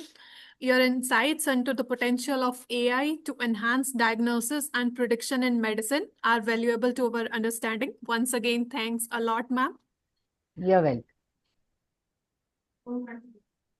All the participants are requested to complete the session feedback form posted in a chat box, or you can get it in WhatsApp group also. You all have half an hour to fill this form. Okay. Now, I would like to invite Ms. Manisha Sharma to introduce our next session speaker. Over to you, ma'am. Thank you, Manpreet ma'am. We are pleased to introduce our next session speaker, Dr. Monjay Saha, who will be delivering his session on the title AI and ML Application in Medical Imaging for Cancer Diagnosis. Dr. Saha is a research fellow at the National Cancer Institute, NIH, USA. He earned his PhD from IIT Kharagpur and has expertise in cancer research, artificial intelligence, and biomedical engineering. Dr. Saha's research focuses on the integration of artificial intelligence with clinical applications aimed at enhancing cancer diagnosis, improving radiotherapy planning, and facilitating real-time risk prediction. He has published more than 35 research papers in reputed journal, international and national, and conferences. He also contributes the research community with his 900 citation. His outstanding work has earned him many prestigious awards, including the NCI Directors Award USA, Newton Bhabha Fellowship UK, Raman Charpak Fellowship France, Inspire Fellowship India, and the Gold Medal from IIT BHU. Furthermore, Dr. Shah serves as Associate Editor for the IEEE Transaction on AI and is the part of the editorial board of several leading international journals. We are honored.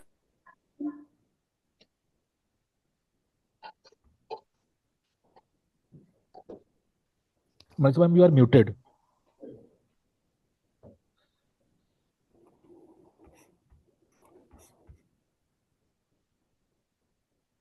Madam हमको unmute कर दीजिए.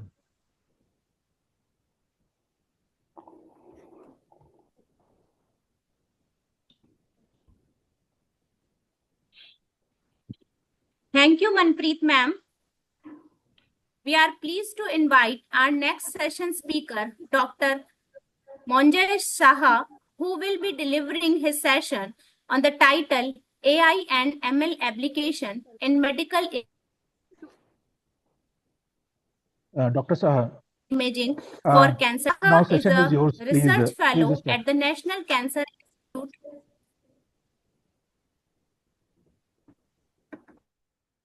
I'm Monjay. I hope that you are able to listen me. Yeah. Just and now you can start your session, please. sure. I'm sharing my screen. Just asking for some.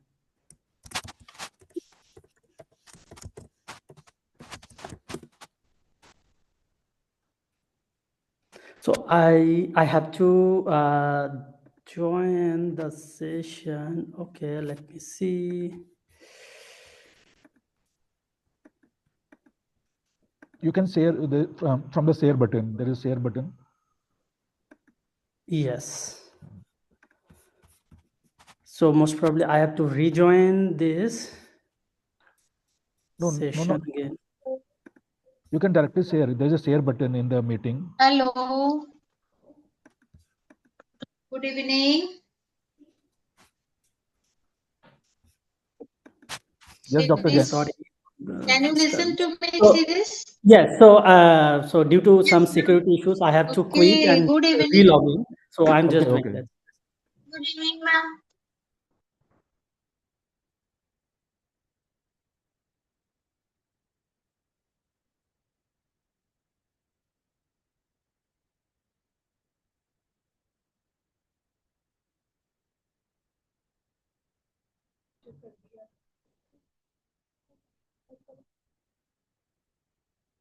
Rejoin करें.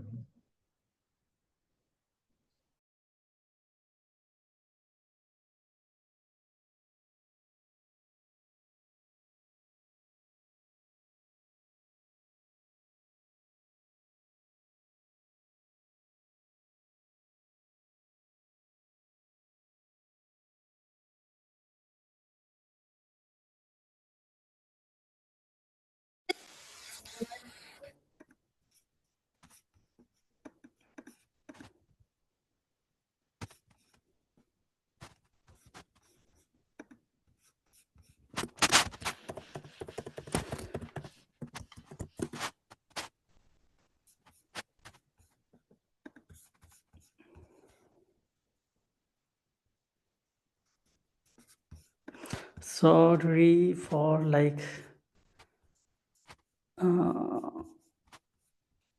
sorry for the disturbances because due to some security issues, We need to.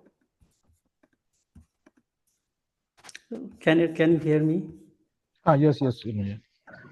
Sorry, here means like due to some security issues means like it's. Should I share your PPT from here? Yeah. I think that will be great. That will be great. Okay, just give me a moment, please. Sure. इनका mail पे PPT है. Sorry, sorry for the. Actually, here due to some government shutdown, so there are some several issues going on.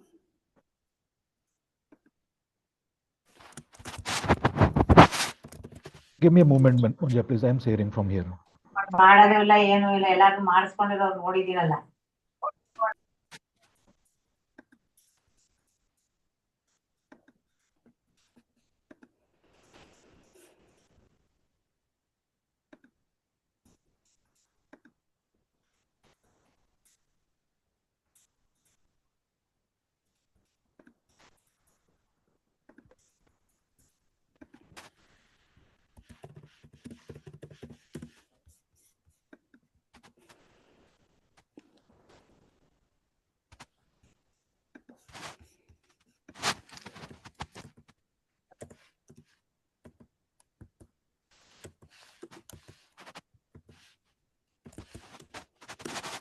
Sir, your voice is not audible, sir.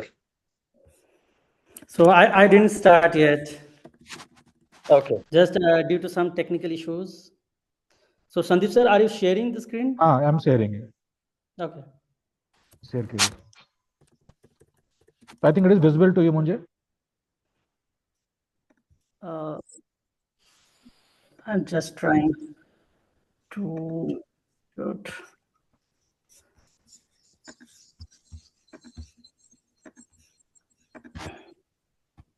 Yes, it's visible to me. Thank you so much.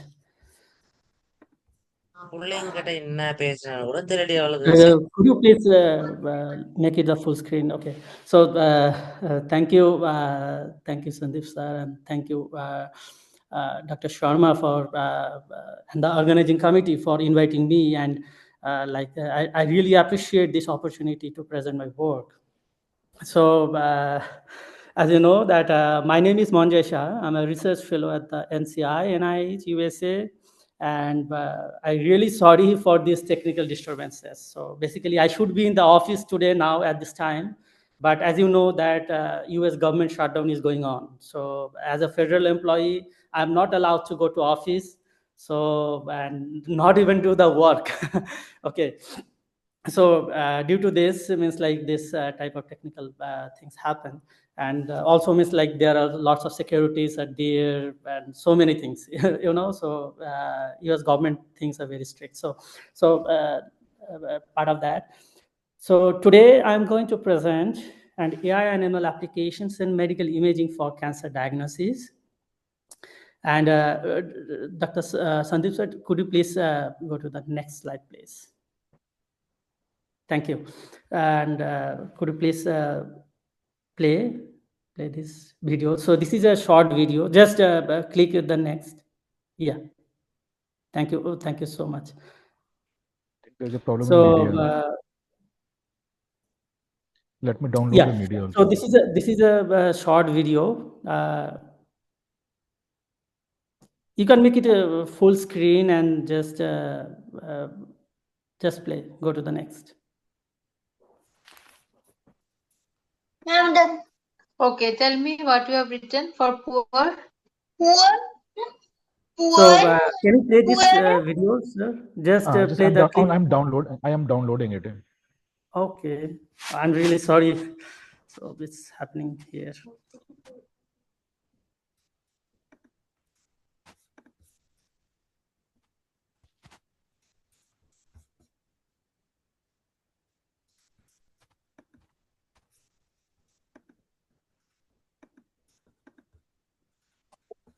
Is this okay, Munjay? Yes, just can you just please play the button? Media unavailable. So you have to download the media. First order, first.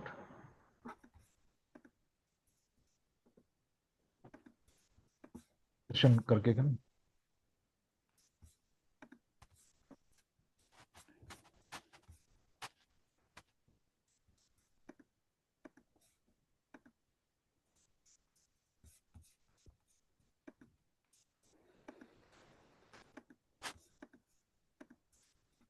मैं stop कर दूँ?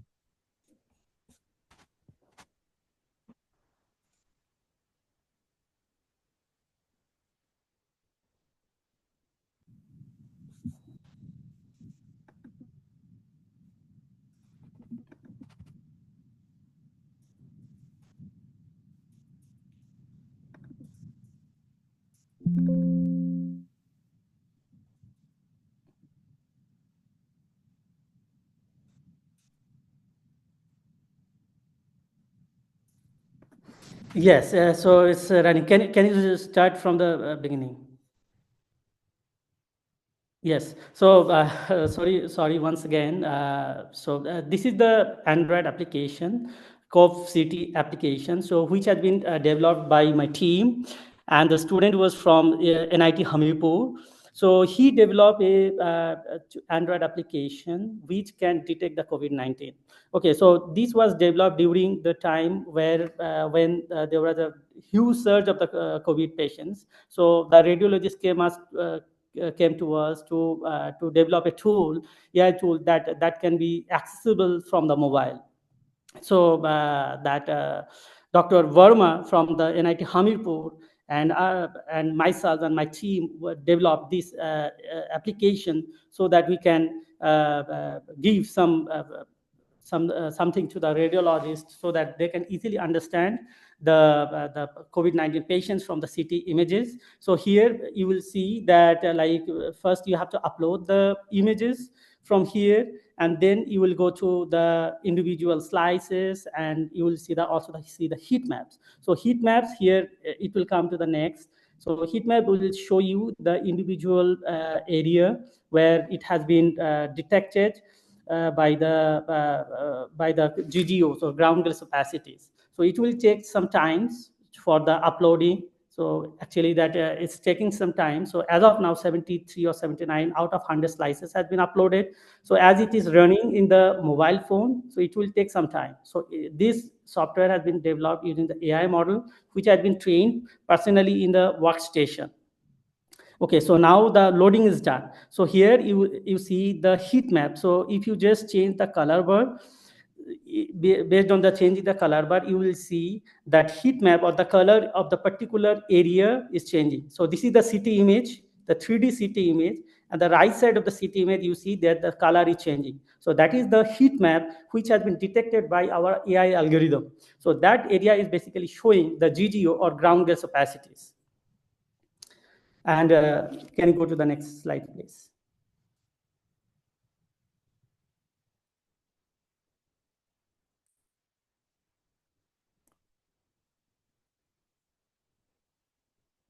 Yes. So did you download this?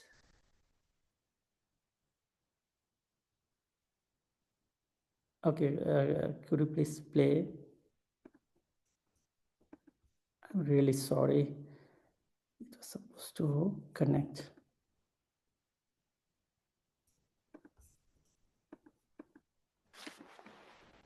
Okay, yeah, you may skip, Sandeep sir, you may skip the slides, the video slides. Maybe you can just go to directly to the Made Gemini part, the slide.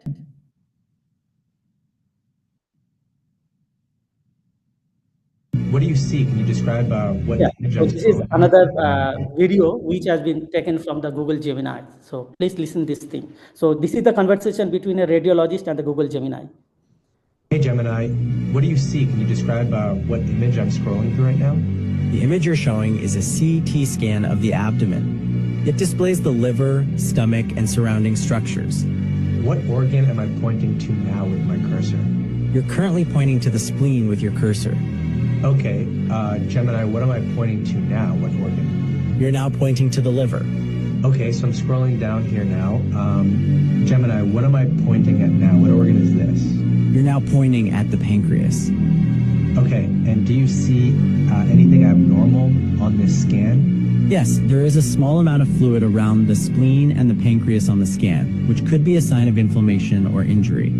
Okay, anything else that you notice about the pancreas? The pancreas appears somewhat swollen, which could suggest pancreatitis.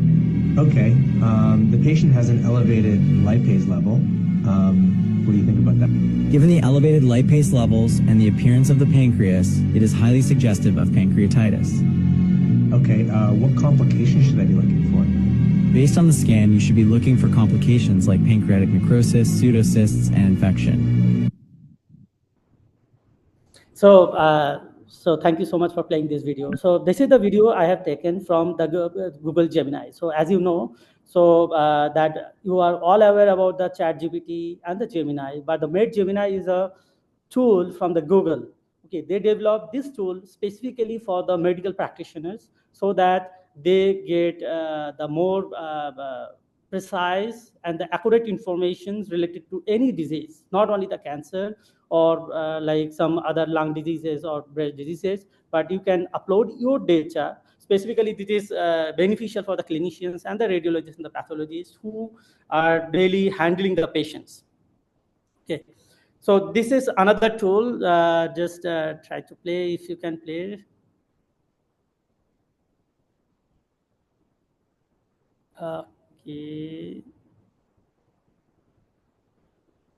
Okay, so you can skip this. Maybe it's not working. I'm really sorry.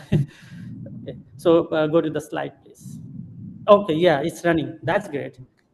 So this is tool. This is another tool which has been developed for the COVID-19 predictions. So this one is been the point cloud technology. So point cloud is another kind of technology which has been used not on the pixels. So as you know, whenever you consider as the image, so image is considered as the pixels. But in the point cloud, the group of pixels is considered as a like points. Okay, so here in the cyan color, you see the cyan color. This cyan color is basically showing the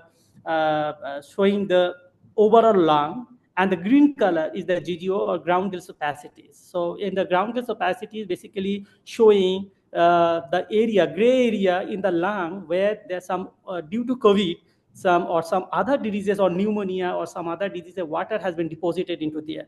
So whenever clinicians or radiologists will take the CT scans of that particular area, so that area will come as a gray area, or like not like the dark blue or dark black color area, just that happened due to CT images.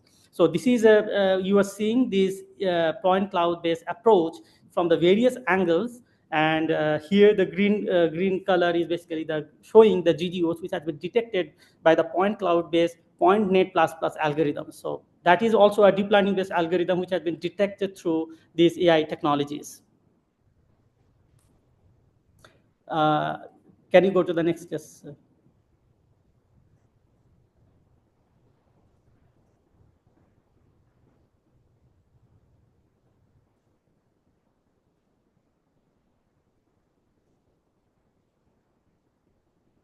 Yeah, so here I'm talking about the Made Gemini, and which has been like very popular in our field, because the ChatGPT and other technologies, which is like more precious, but still the Made Gemini is the future for the medical domain. And here, if you see what is happening in the Made Gemini. So Made Gemini, like you have like multiple modalities of the data. So if you just focus on the left side, so here you will see that we have the multiple modalities of the data, and those data were feed into the Gemini model. So Gemini is another kind of like ChatGPT model, which is much powerful for the medical purposes. So once all the kinds of data is feed into the Gemini model, it goes to the Made Gemini. So Made Gemini is another trained model using the deep learning, where we have like different modalities of the data and the different dimensions. So we have the 2D dimension, 3D dimension, and the gene expression data. So 2D dimension is basically whenever you are using the images, so normal images or PNGs or JPEG images, they are the two-dimensional. Okay, so because like you do not have the time vertical series data.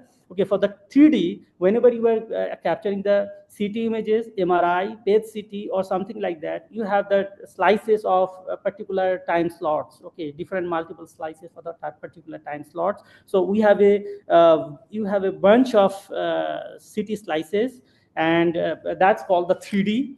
Okay, and the gene expression data basically the multiomics data, or like you can use the RNA sequencing, DNA sequencing, and other data. So gene expression data is basically the vector form data where you will form. So in the Made Gemini, here you can like form feed any kind of data, any modalities of the data into the model through Gemini, and you will get the outcome in the form of like classification purposes, as well as the visual question answering purposes, the prediction purposes, risk prediction purposes, or something like that.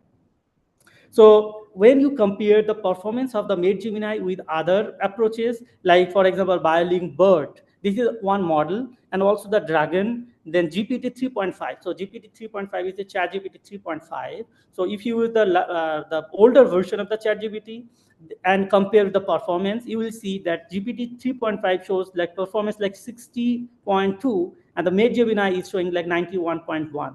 Okay, so Made Gemini also outperforms with the latest version of the ChatGPT, like GPT-4, which shows like 90.2.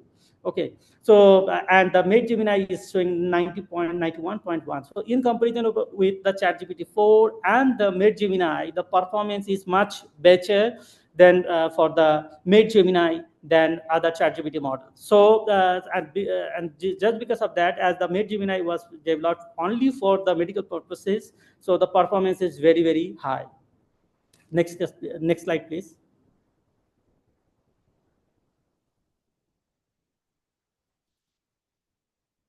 Next slide, please.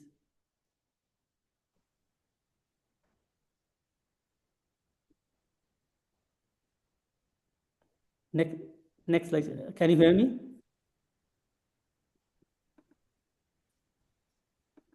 Yes, sir. Just a minute. Sure.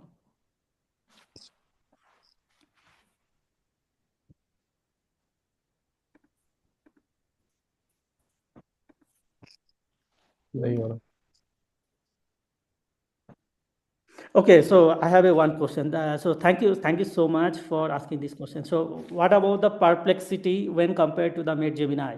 So perplexity is not specifically developed for the medical purposes. Okay, so though you can use that perplexity for some of the medical cases, but it's not yet properly validated by the clinicians for the medical purposes. So from that perspective, Made Gemini is not yet reliable to use, and the Made Gemini is like it's fully developed for the medical purposes. So you can completely rely on this.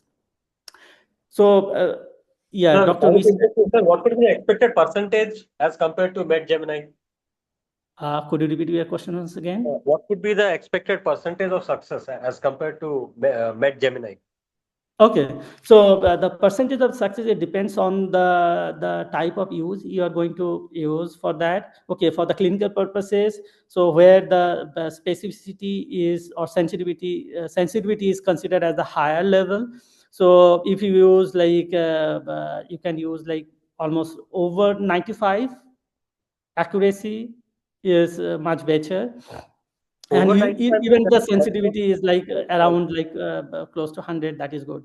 Like the false positive and the false negative needs to be very limited. Okay, so in that case means it's very good. So though Made Gemini is like still showing with 91.2 or something like that, but that still is means like standardized, no? it Made is the Gemini is initial level. standardized. Pardon? Made Gemini is standardized for CT scans and all those things, no? Yes, for not only the CT scans, but the majority of the medical data. Okay. Majority of the medical data. So you can feed any kind of data. So like images, multiomics, and like CT, MRI, PET CT, digital pathology, everything there. Okay, sure. Thank you, sir. Yeah, no problem. So before I go deeper into my work, I just want to say a little bit about the artificial intelligence. So AI is, we all are aware about the AI. So AI is, there is nothing new. So we can say this is the broad field of the computer science, but I say this AI is basically a mathematics. Okay, so because means like everything is happening in our brain is based on like some mathematical calculations. And here, so right side you see one the image, it's showing the deep learning, machine learning, and the artificial intelligence. So what are the differences between among all these three? So deep learning is a subset of machine learning, and the machine learning is a subset of the AI. So basically whole things is AI, but if you go like deeper and deeper, then you will get the deep learning. So deep learning, the concept of the deep learning came from our neurological activity of our brain. Okay. So in our brain, we have billions of neurons. So, and we all know this, how it's happening. So if you go to the next slide, please. Next slide.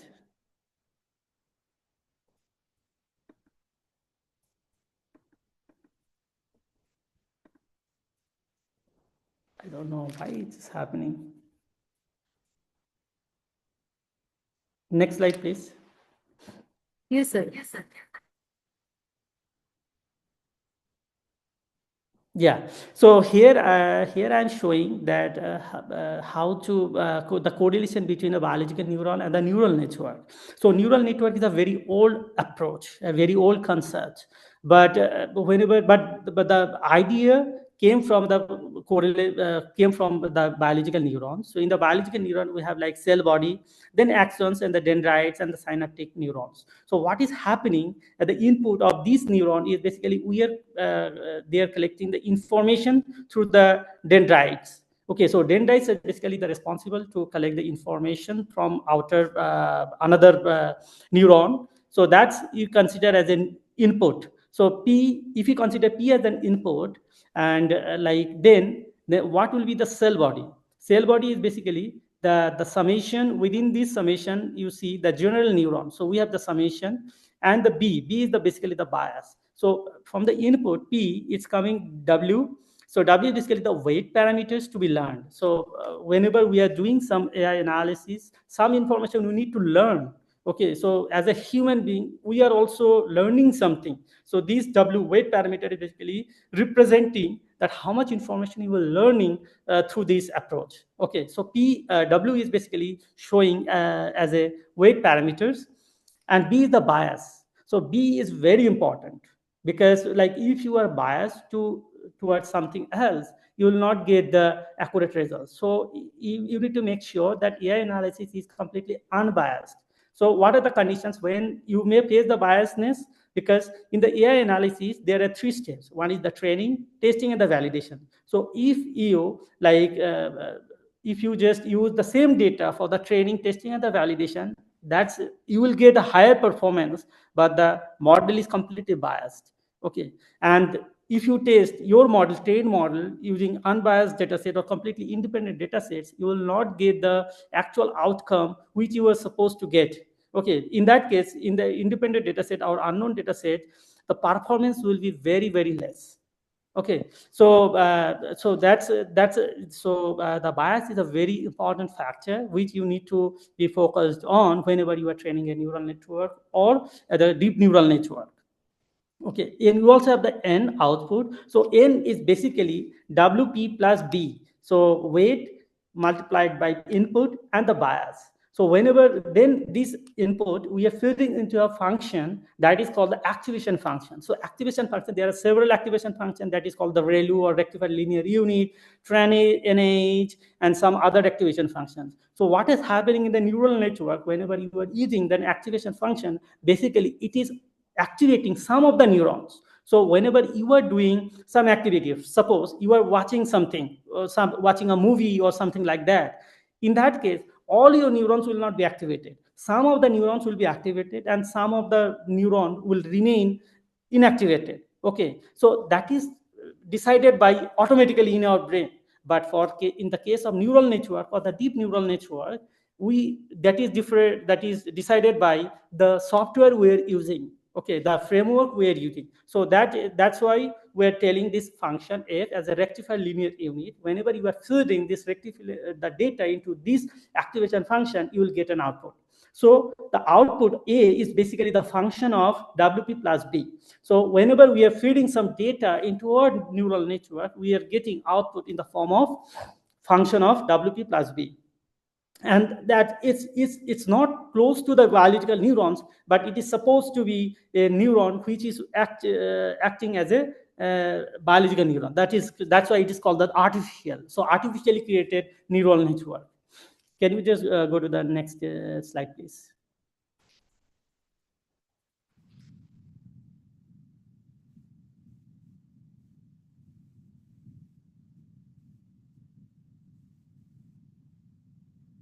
Okay, so here also I'm showing the relation between biological neuron and the artificial neuron. So biological neurons, we are saying the dendrites, but in the artificial neuron, that's the input.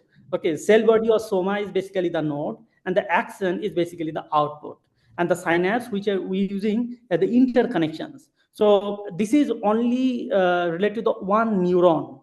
But whenever we are talking about the deep neural network, there are billions of neurons. So we are handling billions of neurons at a time. And this number of neurons depends on the number of pixels you are using. Okay, so for example, in that image, we have multiple like millions of pixels. Okay, so individual pixels is basically the individual neuron. Okay, so that's why means like deep neural network is also called as a like the billions of neurons, the collection of billions of neurons. Okay, so here you see that biological neuron and also the some artificial neurons. So they are also the same, doing the same thing. So I'm not going in details of that. So can you go to the next slide, please? Yes, thank you. So here I'm showing the collage of some medical imaging application in which deep learning has achieved state-of-the-art results. So my work is mostly depending on the pathologic and radiologic medical imaging and epidemiology data to investigate the etiology and prognosis of the cancers. So here you see some of the imaging modalities which the AI or deep learning has showed very good performance. So first one is the mammographic mass classification. So based on the breast cancer patients have like they do the mammograms, and like the mass classification is very important step for them. Second one is the segmentation of the lesions in the brain. So you see that red color regions within the brain image. So this is the MRI image, brain MRI, where the lesions have been segmented. And also the leak detection in the third one from the first row is the leak detection array in the tree segmentation. This is also showing like how AI can be used for the segmentations of the segmentation and the detection of the leak in the airway. And then also we have like diabetic retinopathy classification to classify like retinopathy images. And we also have the prostate cancer here for the prostate cancer segmentation. We also have the CT nodule segmentation. Here you see that within the blue box nodule segmentation. We also have the last row. First one is the basically the H&E digital pathology image, digital pathology whole slide images, and that is used for like detection of lymph node or something, or tumor infiltrating lymphocytes kind of thing. And this one last row, second one is basically showing the skin lesion classification, and the last one is the state-of-the-art bone suppression in the X-ray images. So we have like multiple modalities of the data we can use for processing through AI and deep learning approaches. Next slide, please.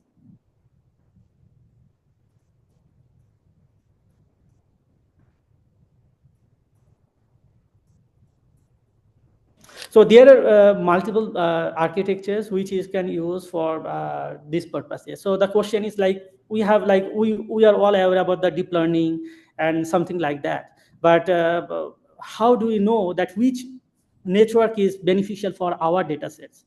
So for that I just have summarized the thing so that you can easily use the which based on your problem. So if you have some problem related to like vector data, so if you have the vector data, okay, for example, like if you have extracted some features from images and you want to classify those images. So in that case, you can use the first one, that is called the deep neural network.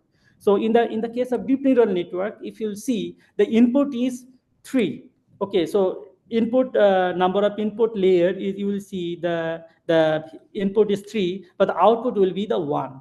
Okay, so if you want to do the classification or the regression analysis, so deep neural network will be beneficial for you, and it has some pros, like it is usually used for classification and the regression purposes, and the success rate is very, very high. But the cons is like, this is not trivial because the errors are back propagated to the first few layers. So the learning process can be very slow.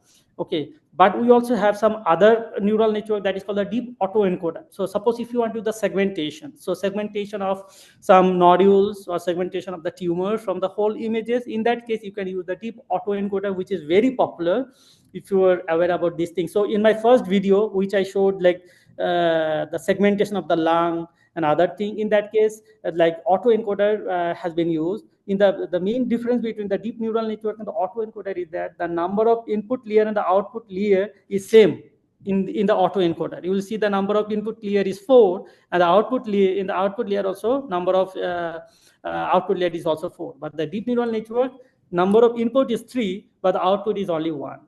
And the pros for the deep autoencoder, that doesn't require label data for training, so you do not need the label data, because basically it's an unsupervised learning. So in the deep learning, there is like several learning paradigm is there, like supervised, unsupervised, weakly supervised. So if you are using the autoencoder, you can do using like unsupervised approach or weakly supervised approach. Suppose if you have like limited level data set, you can go for the autoencoder.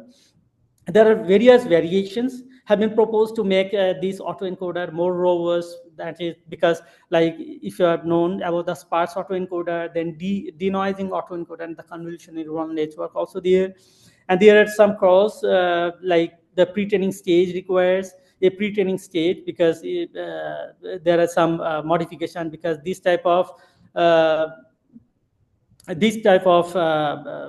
architecture is very complex, not a simple one like deep neural network. In the case of deep neural network, it is very simple one.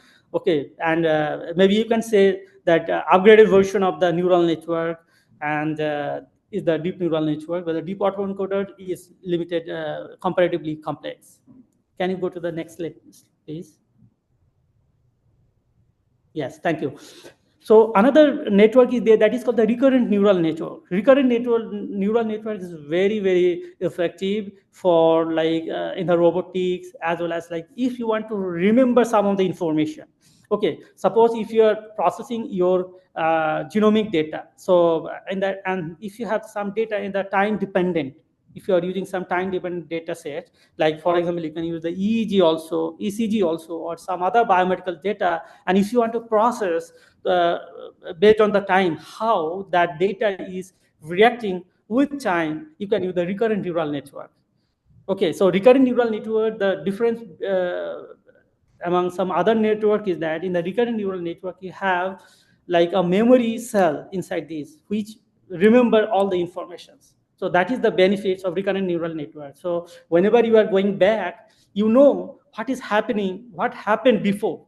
Okay, so you know about the past. Okay, and based on the past and the present, you are predicting the future.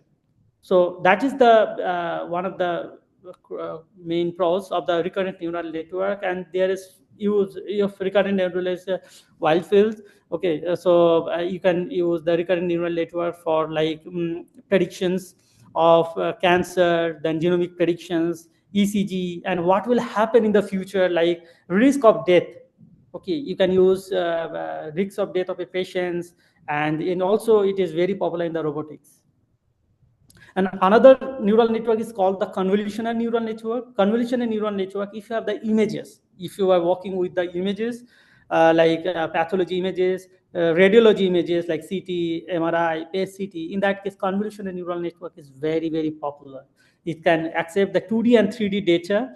And in the case of like, if you have the images, you just feed the images into the model, and you have like different convolution operations. So these convolution operations work is similar to the mathematical convolution functions. Okay, suppose you have 2 or 3 inputs, and then you will extract the features from that.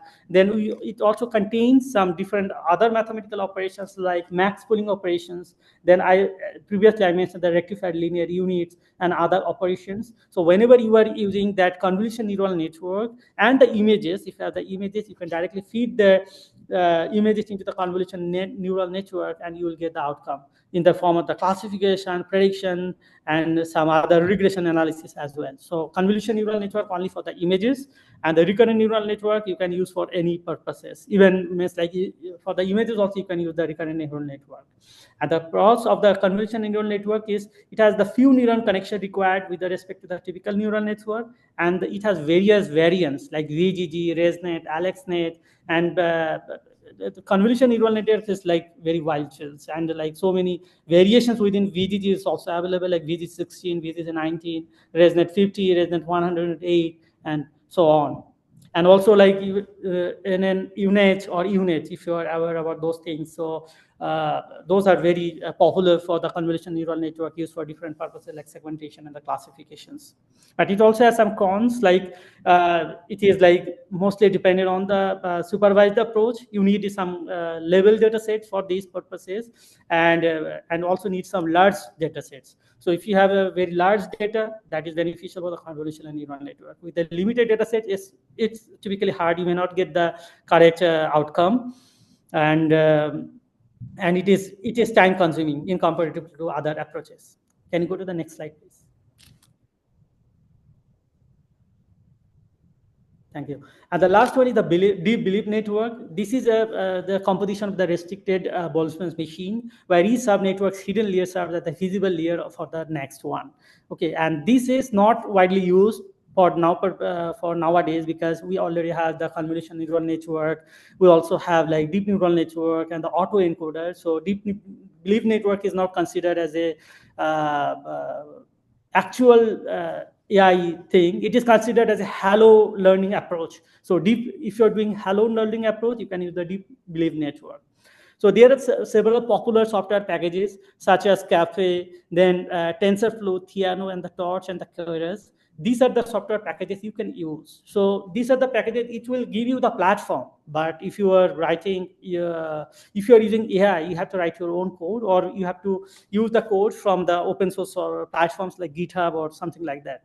So what are the benefits and what are the popular software packages which is widely used for the medical purposes? Is one of them is the TensorFlow. So TensorFlow is developed by the Google, and it is open source, and you can use this TensorFlow for developing your own AI algorithm. There is Theano is also there, but Theano is retired in the last 2 to 3 years. So Theano is not popular right now, but you can use the Torch and the Keras.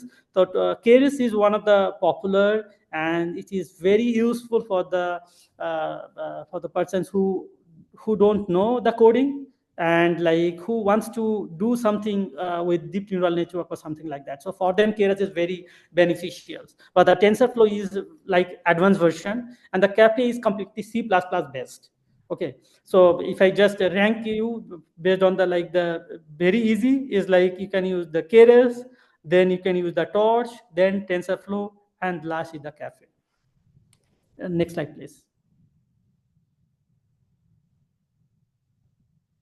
Yeah, so here there are different deep learning methods by areas, and the applications for the bioinformatics purposes. You can use like deep autoencoder, and where the input data will be the gene expression data. If you have the microRNA data, you can use the deep belief network. And the deep belief network can also be used for like protein structure, molecule components like RNA, CNA, sequencing data as well. But for deep autoencoder, you can use MRI, fMRI, and the convolution neural network for you can use for like fundus images, and some other like deep neural network you can use the X-ray images and hyperspectral images.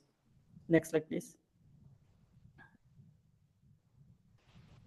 There are some more applications where, like, if you have the EEG and ECG data, you can use the deep belief network, because in that case, you no need in the convolution or some other operations. Just use the neural network or some fully connected layer. Okay, so you can just, if you have the fully connected layer, you just feed the ECG and EAG and you will get the outcome. And if you have the video data, imaging data, you can use like convolution neural network, preserving sensing data, and the medical information areas. You can also use like autoencoder, then deep belief network. And the public health purposes, you can use like for the, if you have the social media data, mobile phone metadata, and the text messages, you can use all these three for different purposes. So it depends on means like what is your purpose or what is your goal. So if you want to do some classification and your input data is something like signal, you can go for like deep belief network. In that case, you no need like convolutions or some other approaches. Next slide, please. Okay, so now the question is what is cancer? So this is a very interesting area, and like I'm working in this field for over 10 years or something like that. So cancer is a group of diseases. So the main problem with the cancer is that means like it's very hard to identify at the initial stage. And like whenever in the sometimes pathologists, radiologists, clinicians, they feel lots of problem to identify the cancer, because whenever you will see the images, it becomes very hard, because if you see the right side image, there is a normal cells. Okay, normal cells and the malignant cells. The malignant cells are comparatively larger in size, and they are not in the same shape of the normal cells. But it is very hard to identify because we have so many tissues and so many some other architectures are available. It's very hard to identify the main causes of the cancers. But what we understand is that like if you can understand means like predict the cancer early, it will be beneficial for the treatment. Okay, so cancer can form various types. One is the benign tumors, or the non-cancerous that do not spread but may still cause problems. So one is the benign, and another one is the malignant. So malignant is the most like dangerous or the cancerous cases. So in India, as per my understanding, in India, number of cancer patients is increasing. Okay, and comparatively means like some other countries like USA. In USA, we have like survival rate is comparatively high, specifically for several cancers like breast cancers and the lung cancer. But in India, means like it's like very high, very high, and the survival rate is also not that much good in comparison to US or some other advanced countries. Sir, Go to which the next. requires immediate surgery, sir? Is that benign tumor or malignant tumor? Immediate surgery? Yeah, immediate surgery to remove the tumor. Okay, so for the immediate surgery, benign tumor is the first preference. So if the tumor is benign, in that case, you can go for the immediate surgery. But the thing is, like we have to need to check the metastasized stage. Okay, so if the tumor or the cancerous cell is spread to another tissue areas, that is called the metastasis. If that is the case, then means like surgery will not work. Surgery will give you the cure initially. Okay. Okay. Some noise. Amit Kumar, do you have any question? मैं आपके सामने हाथ जोड़कर क्षमा मांगता हूं, किंतु मेरी बहन सुभद्रा अब विवाह के पश्चात अपने पति के साथ ही लौटेगी. Somebody should unmute, sir. Yeah. विवाह करके लौटेगी. Okay, sorry. Could you please share the screen? Did I answer your question, Dr.? In India, do we have more benign tumors or malignant tumors? It's hard to answer that question because like currently whatever data we have, in that case the prediction is very low in India. Okay. So early predictions, basically the early prediction is very low, and the awareness is not that much. Okay, so what I understand from my perspective is that, like early prediction is very essential. Okay, specifically for the woman age 40 and above for the breast cancer patients, because the breast cancer is one of the devastating cancer among women. Okay, and for the male, it is like prostate cancer, lung cancer, and these are the cancers. So we need to go for the pre-screening. Early screening is essential, but I don't think means like in India that much is still like that. Means like yearly screening is not that much applicable in India. So in that case, means like whenever your stage is higher or the grade is higher, in that case, it is detected. Even due to technology, we cannot first category or second category also, right? Could you repeat your question once again? Could you repeat your question, please?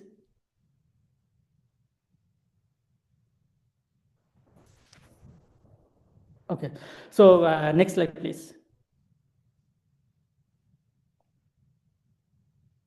Yeah, so here my work is mostly based on the breast cancer and the lung cancer. So within the breast cancer, what we have estimated in the US is that like almost 300,000 new invasive breast cancer cases in 2025. Okay, out of that, 59,000 is the ductal carcinoma in situ. So if you want to know about what is the ductal carcinoma, you just go to the right side of the image. So we have the normal duct. So first image basically the normal duct where we have the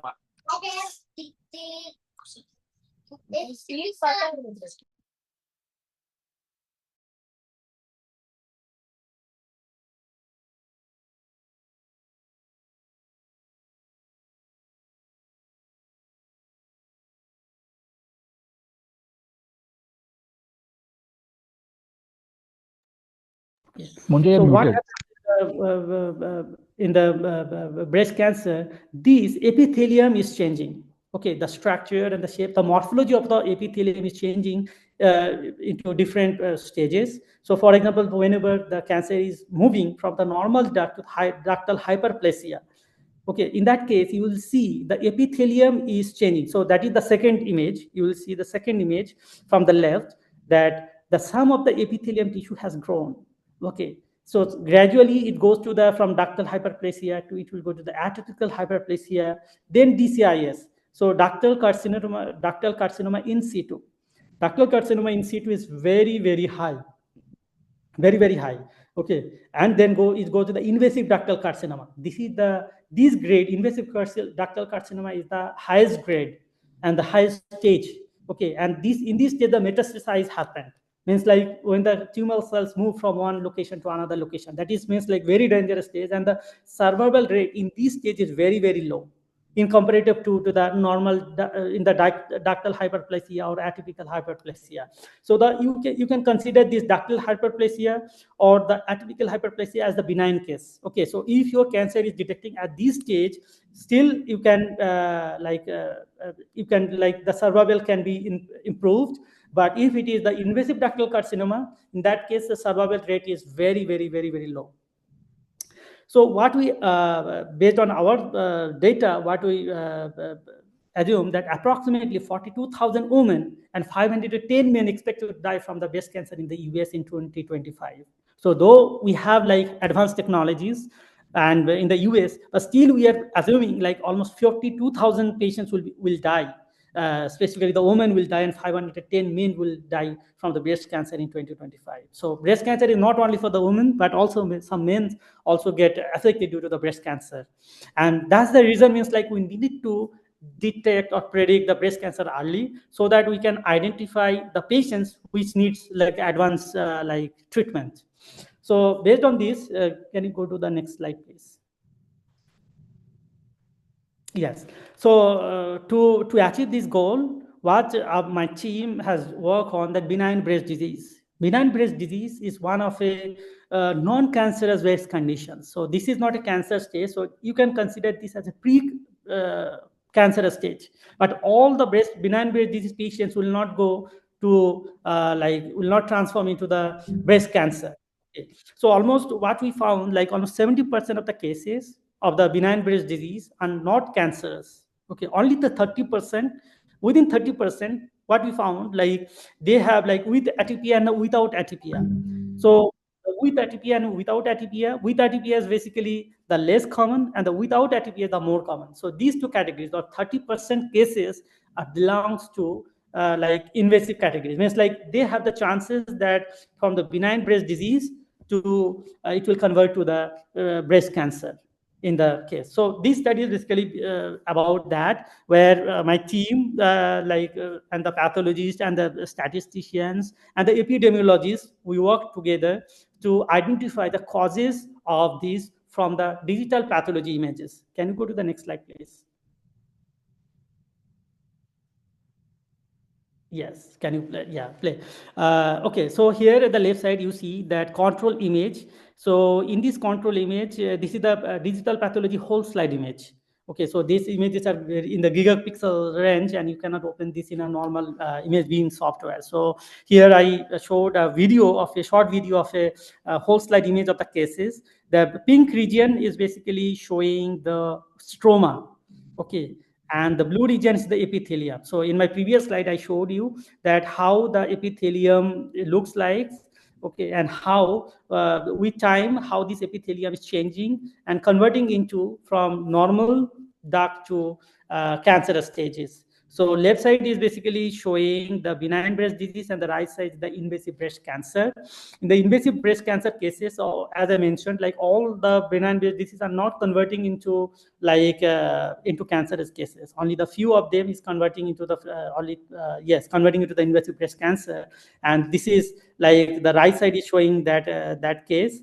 And here, you will see the morphology of the cells are different than the cases. Can you go to the next slide, please? This tool is also developed by my team. So along with the images, so you have the different modalities of the data, like as I mentioned, like images data you have, like you also have some vector data sets. So you can use different modalities of the data at a time into the deep neural network, okay, or the convolutional neural network, and you can get the outcome. So we checked, means like what happens whenever we are using multimodal data sets, not only the images but also some clinical pathological characteristics. So here we have used like 15 clinical pathological characteristics of 946 patients. So we have a 946 patients and split into two parts. One is the cases, like 473, and the control 473. So the condition for the AI thing is that your data needs to be balanced, okay, specifically for the training, testing, and validations.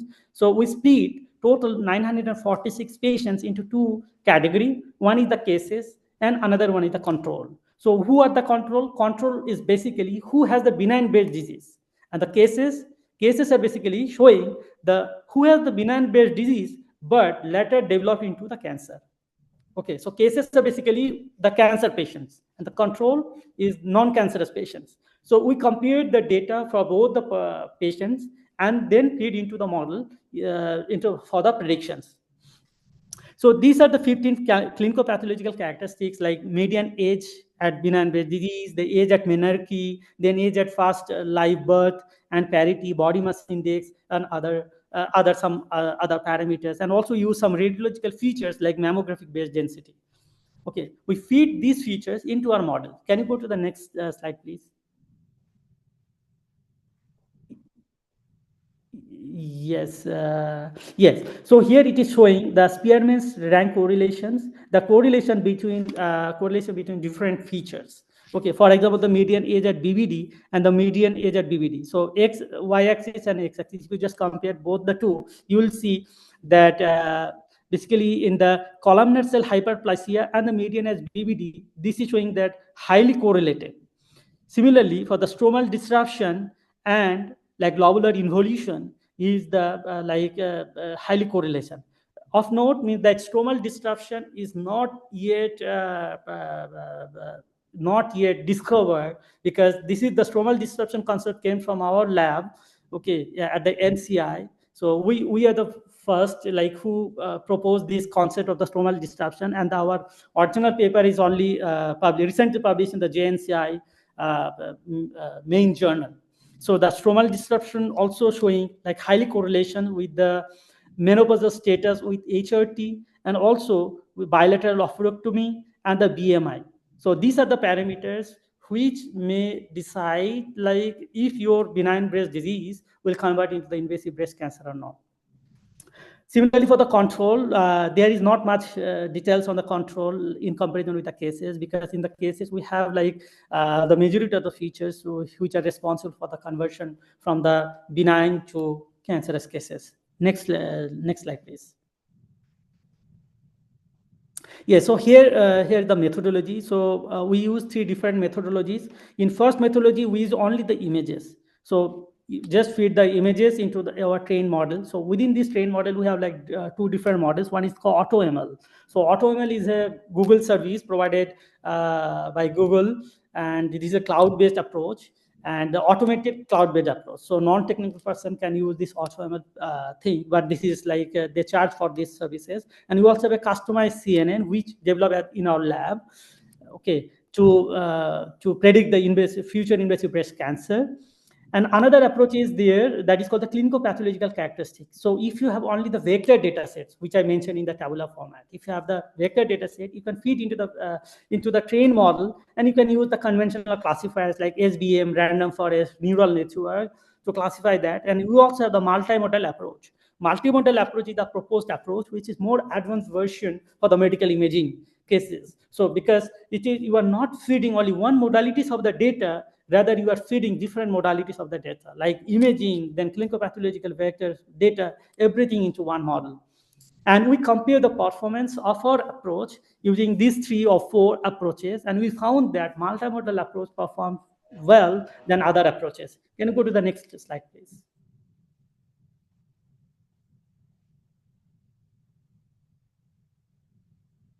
Next slide, please. Yes. So here in the box plot, left side, you see the box plot, the performance of different conventional classifiers like random forest, linear SVC, logistic regression, and multi-layer perceptron using only the clinical pathological characteristics.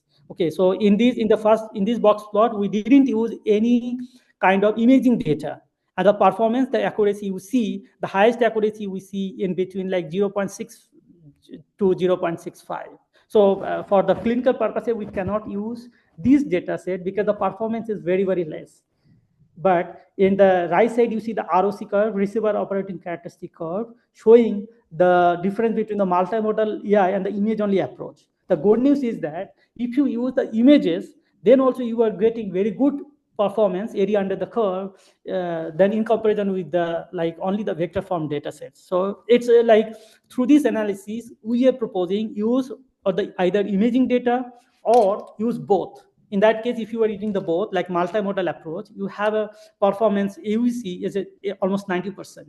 But if you are using only the conventional vector form data sets and using the conventional approaches like random forest, AdaBoost, or something like that, in that case, the performance is not that much high. Okay, so this is also one approach which has been first time proposed by our team for this kind of cases.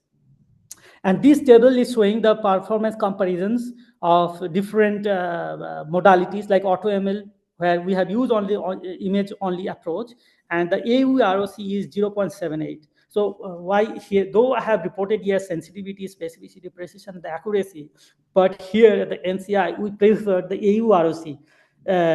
This is the precision measure for our analysis, because AU ROC will give you the outcome from the different threshold points.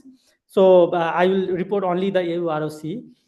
And this sensitivity specificity is only one at a particular threshold point. Okay, so not all the threshold points.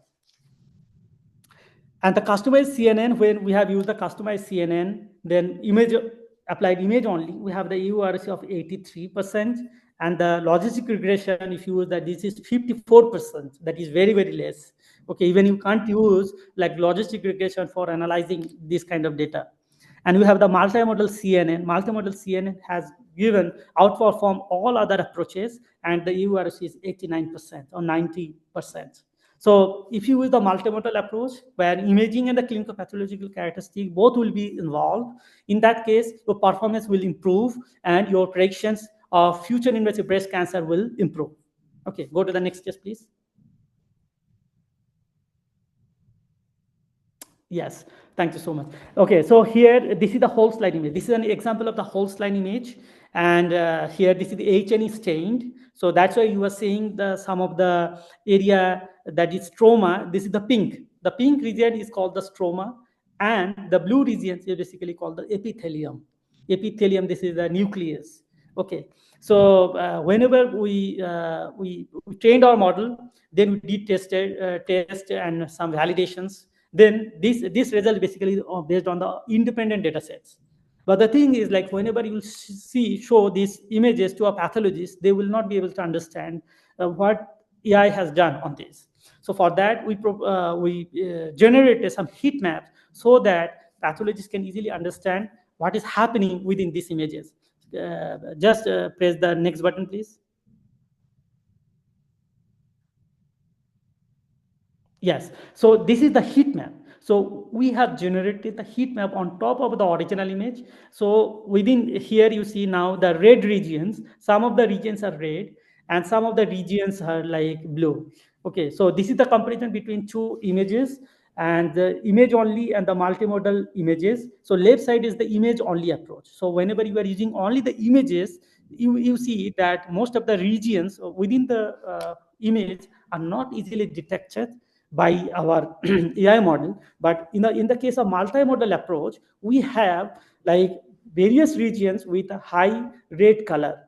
This red color representing these areas are very cancerous. Okay, so whenever you are using this kind of tool, you will get one kind of right side, you have the color bar. In this color bar, the 1 is representing malignant cases, 0 is representing like non-malignant cases.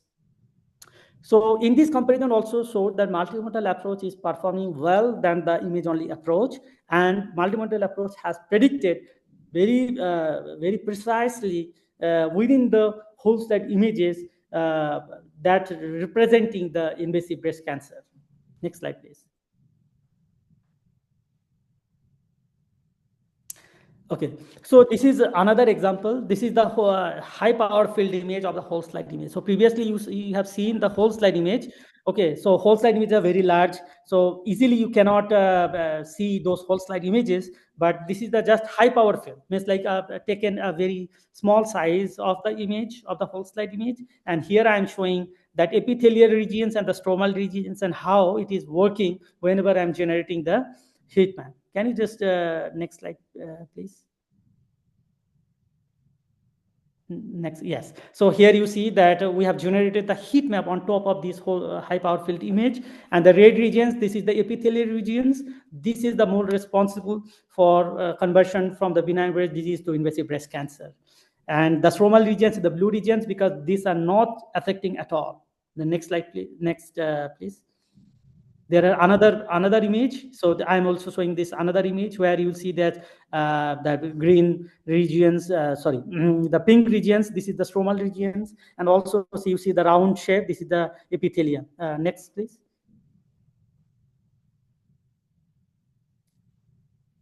Yeah, so here also we have shown like how like AI model is detecting detecting blue as a stromal or the non-cancerous, and the epithelium as a cancerous region. So our algorithm has predicted the epithelial regions and the stromal regions which are responsible for future invasive breast cancer risks from benign breast cancer diseases. Next slide, please. Yes, so we have another approach where like we have like deep learning based segmentation method where you can use AI for segmenting the different organs. But we have used this technique for radiation epidemiology purposes, where we have like several deep learning approaches, and here you see the workflow of our model. So we have the training data. This training data is passing through the trained deep learning model, and we have a segmented outcome.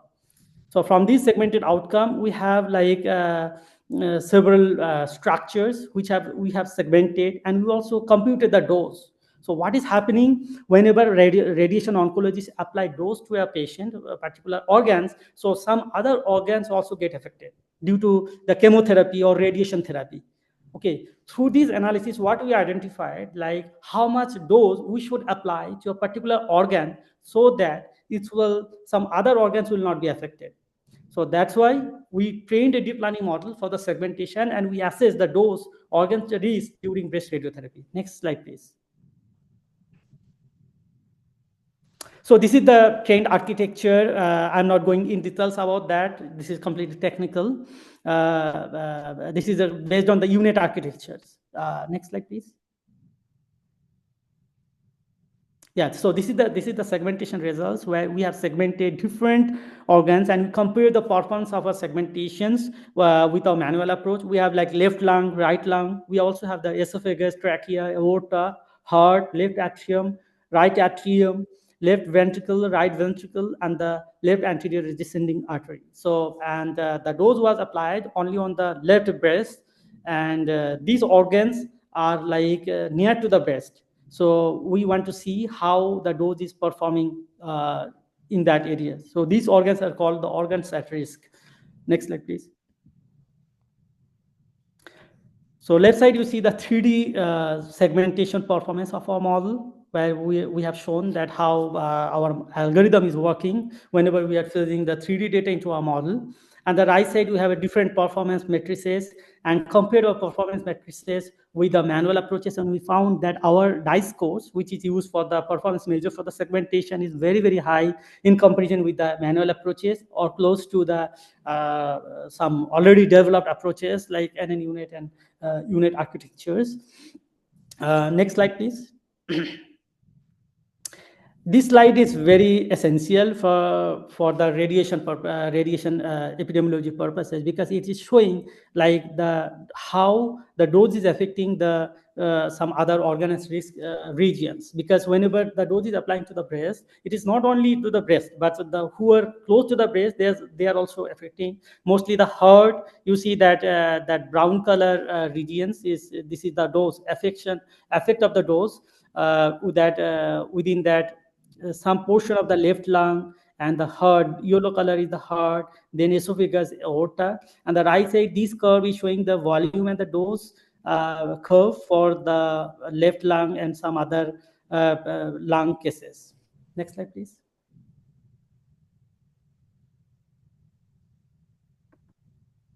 This is the organ, this table is showing the organ-wise dose comparisons, where we have like, we computed different matrices based on the manual segmentation. Remote. And manual segmentation and the automatic segmentations and absolute difference. We also compute the absolute difference. So what we found that for the whole heart, we have like very significant performance. Then also for the left lung and the right lung, then esophagus and the left ventricles, we have found very significant differences between the manual segmentation and the automatic segmentations. And we also compared the Pearson's correlations. We found correlations is over 90 for all the cases. Most of the cases, except like few, like for example, like LAD or like proximal left anterior artery, etc. Next slide, please.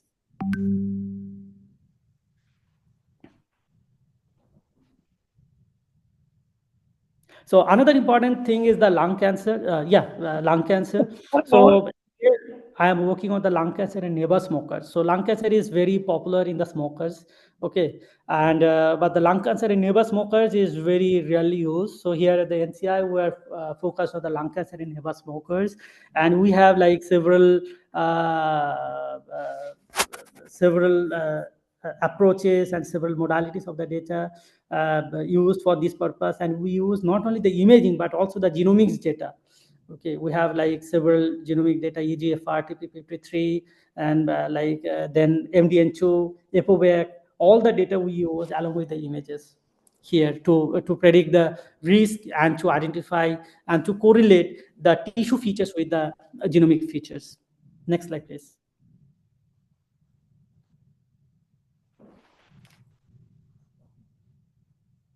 Next slide, please.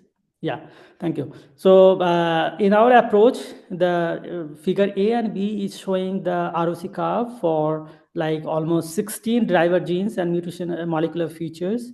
And the performance is very, very high, over 80 for most of them. Like it contains like EGFR, TP53, then ALK fusion and other like driver genes, ApoVec, MDM2, MDM2, and the TMB, like tumor mutational burden, etc. And also we have like C and D, which is comparing the performance between two approaches. So if you go with the multimodal approach and also the binary approach, how these two approaches are performing, and how means like it is working for the predictions from the images, like if our model can predict the genomic characteristics from the tissues or not. Next slide, please. So here you see the heat map generated from our like whole slide images. This is the pathology whole slide images showing individual TP53 mutations, then EGFR mutations, and also the KRAS mutations. So red regions are basically showing the predictions. If you're seeing the blue color regions, that is the negative. Okay, red is positive and blue is negative. Blue denotes this is the wild type. So for example, the KRAS, see, this is the wild type case. So it is not the mutant group. But for figure A, B, and D, this contains the red regions, that is basically showing these are the mutant group. Okay, so this is the more aggressive than the wild type. And the right side, you have a heat map generated on the patches showing that some of the individual regions like epithelial region, then tumor infiltrating lymphocytes also predicted as a high risk group in this case. Can you go to the next stage? The next slide, please. Yes, this is very significant because it is showing the probability of risk of death. Okay, if a person, how long a person will alive. Okay, you can predict using this approach. Okay, it is called the Kaplan-Meier curve, when we use like deep learning-based survival model. So in this model, we have used like patient survival, genomic data, imaging data, and everything, and we predicted how patient will survive. So we found that in most of the cases, the low-risk patients, okay, low-risk patients, the survival is very, very higher than the high-risk patients. So high-risk patient, the survival is like almost 160 months, but the low-risk patients is like 250, around 250 months. So how we decided this low risk and high risk? So basically it contains all the cancer patients. So all are cancer in lung cancer patients, but within the lung cancer patient, we have split the data into two parts. One is the low risk patient and the high risk patients, so that it becomes easy for the clinicians to identify and for the medication purposes as well. And we found that EGFR has like high survival rate than like other cases, and also the KRAS, we see the KRAS has the high survival rate, and for overall means like low cases, low risk patients have like much better than the high risk patients. Next slide, please. This is another one for the mitosis detection in the breast cancer histology image. The mitosis is one of the significant approach where like mitosis, like it depends on, like you all know, like the process of cell division that results in two genetically identical daughter cells. But the detection of the mitosis is very essential for the breast cancer. And we have a deep learning model which can predict or detect the mitosis. And this is the first approach where the late fusion approach were used along with the deep learning approach. Next slide, please. I think we have limited times left, so I'm trying to finish and as early as possible. So we have, so this is the features, first showing the feature maps which are generated from the AI. And the left side is like the handcrafted features, like morphological features of the related to the mitosis. And the right side is the area under the receiver operating characteristic curve. So we have the AUC of almost 87% in the detection. So as of that time, means like it was the highest number of performance achieved based on these data sets. Next slide, please. This is also showing like some of the performances, how it works in our model, how the AI is detecting the mitosis into that. Next slide, please. Next slide, please. Yeah, so here you see that within the image, the mitosis has been detected by the yellow circle. So the yellow circle you are seeing in this image, that is detected mitosis. And the green circle basically showing the non-mitosis regions. When you compare our performance with the other performance on the same data set, we found that our proposed methodology F-score is showing 0.9, then IPEL, Junk, and other mines, their performance is comparatively lower than our performance on the same data sets. This study was performed at the University of Pierre and Marie Curie and the Paris, France, and based on the funding support from the government of France. Next slide, please. Yes, another important approach is this one, HER2 segmentation, that is basically the classification of the cell membranes and the nucleus. And it was done at the University of Warwick, United Kingdom, where we have used the AI for segmenting the cell membranes and the mitosis. And we predicted that and compared the performance using the HER2 images, because HER2 is one of the important predictive markers or biomarkers for these cases. Can you go to the next slide, please?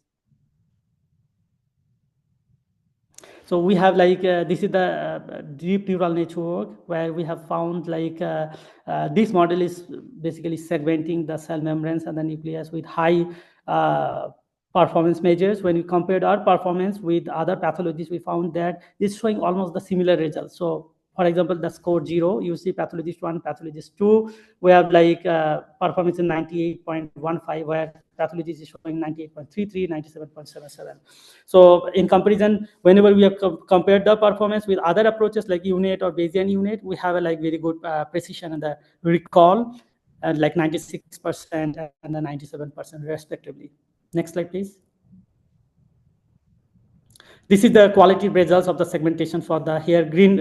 You just focus on the third column, where the green is basically showing the nucleus and the red regions of the cell membrane. Next slide, please. Another approach is called the imprint cytology, which is very essential for early detection of the breast cancer. But this is rarely used in India, though this study has been performed in India only in collaboration with Tata Medical Center. They just gave us this idea to work on this, and we did this, and it worked very, very well, and the performance is over 90%. But due to time constraint, I'm not going in details about that. But it is one of the approaches where deep learning has showed very good performance. Next slide, please. By the way, how much time we have left? We can finish in 5-10 minutes. Okay. Okay. Thank you. So this is the performance results where you see how our algorithm is segmenting, not only segmenting but splitting the data. The main problem with the imprint cytology is that the overlapping regions. So it overlap with multiple regions. So AI has been developed to split these overlap regions so that it can predict the individual nucleus easily. So this imprint cytology is usually mainly used for pre-clinical purposes. It will predict if you have cancer or not, specifically in the rural areas where there is no advanced technologies available, no pathological labs are available. In that cases, you can use this imprint cytology technique for prediction of the preliminary predictions of the cancer. Next slide, please.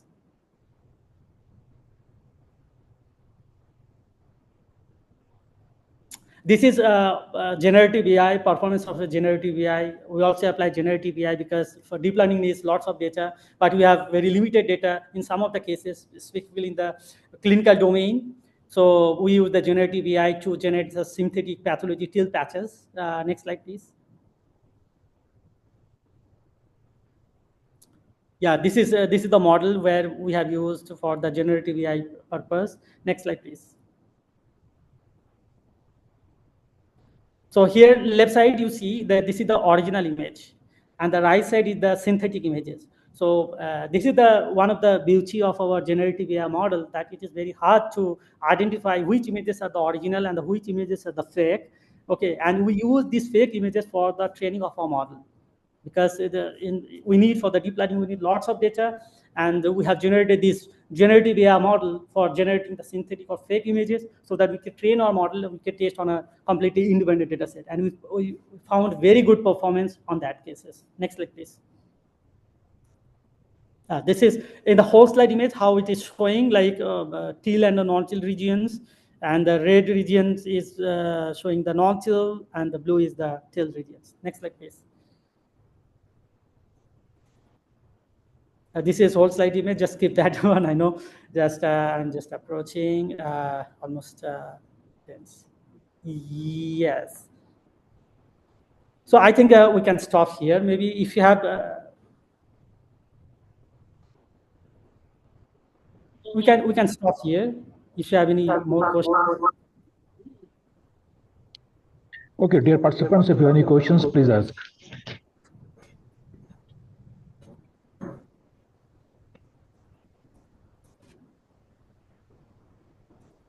So we got Munjay one question in chat box. Yeah. And participant is asking.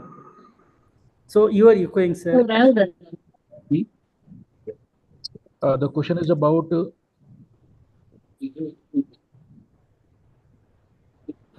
what are the different type of breast biopsies, and what are different types of breast procedures are available for diagnosis abnormalities? Okay, so there are different biopsy techniques are available. One is called the imprint cytology, which I showed here. So what happens in the imprint cytology? They will not, the clinicians or the pathologists, they will just insert the needle into that suspected regions of the breast and they collect the cells from there.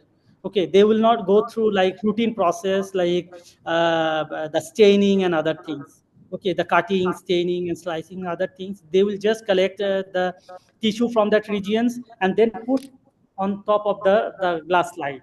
Okay, just as it is.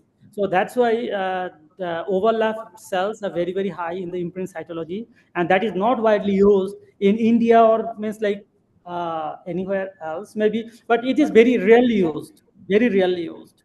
But it gives a preliminary confirmation that if a patient has a cancer or not.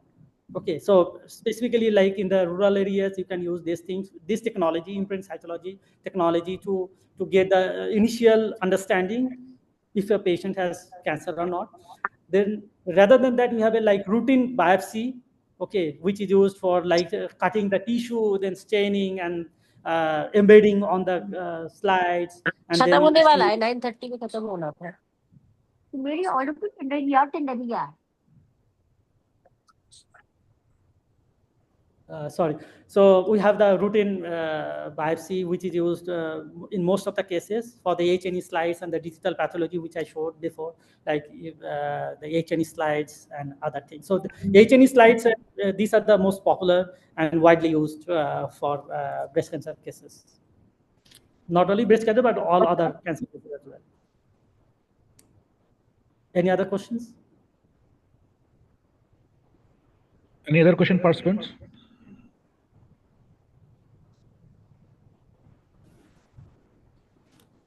I think there's no question, Munjay. If anyone has questions, thank you very much. Last question, sir. Can we have an AI generated technology by which we can divert the growth of the tumor inside the human? Yes. Is that possible? Can we divert by Yes. any means or Yes, mechanism? yes. Yes, so yes, that's possible. It's a very interesting question. So currently we are working on that. Okay, but the main problem with this approach is that like the limitation of the data. So data is very limited. Though means like here the NCI we have lots of data, but still we do not have like ground truth data set. Okay, we need the ground truth data that is very limited. So we are collaborating with some other universities and the cancer centers to get the data. We also have the collaboration with like in India, like the Tata Medical Center, Tata Research Hospitals, to get the data from Indian perspective as well. Okay, so that is quite possible. No? In the future, we can have control over the tumors also. Growth. Yes. Yes. Thank you very much, Dr. Saha, for your enlightful thoughts of AI and machine learning in cancer diagnosis. All the participated are requested to complete the session feedback form just posted in the chat box, or you can access it in the WhatsApp group. You all have half an hour to fill this form. Those who have filled the feedback form may leave the meeting. This FDP will resume tomorrow at 6 p.m. Thank you all. Thank you, Dr. Sharma and the Jaswal. I once again say so sorry for these disturbances because, like government It's okay. shutdown. I know there's some glitch, internet glitches there, so it's happening. But it was a very, it is a very great session, Kathy. Kathy, we need some more sessions from you. Yeah, especially for our definitely. students. I hope. So what happened basically that Zoom is completely banned in the US. So specifically for the government sector, Zoom is completely banned because it seems like some other Chinese platforms are there. So currently, I can use the Zoom only from the browser. So I cannot install the Zoom in my system. When you are visiting India, you come to us. Sure. So we can arrange a session for you here also. Sure. Thank you. Thank you so much. So at this note, very thank you very much, Monjay, and I hope we will see you soon. Sure. Thank you so much.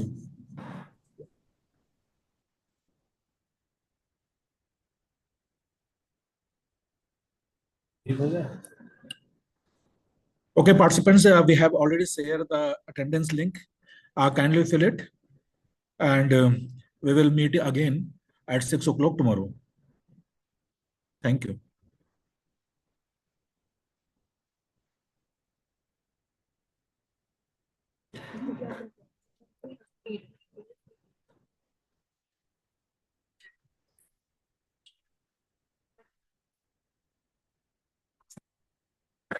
Session 1 session 2 लिख दीजिए, बोल दीजिए, right the session 2 only.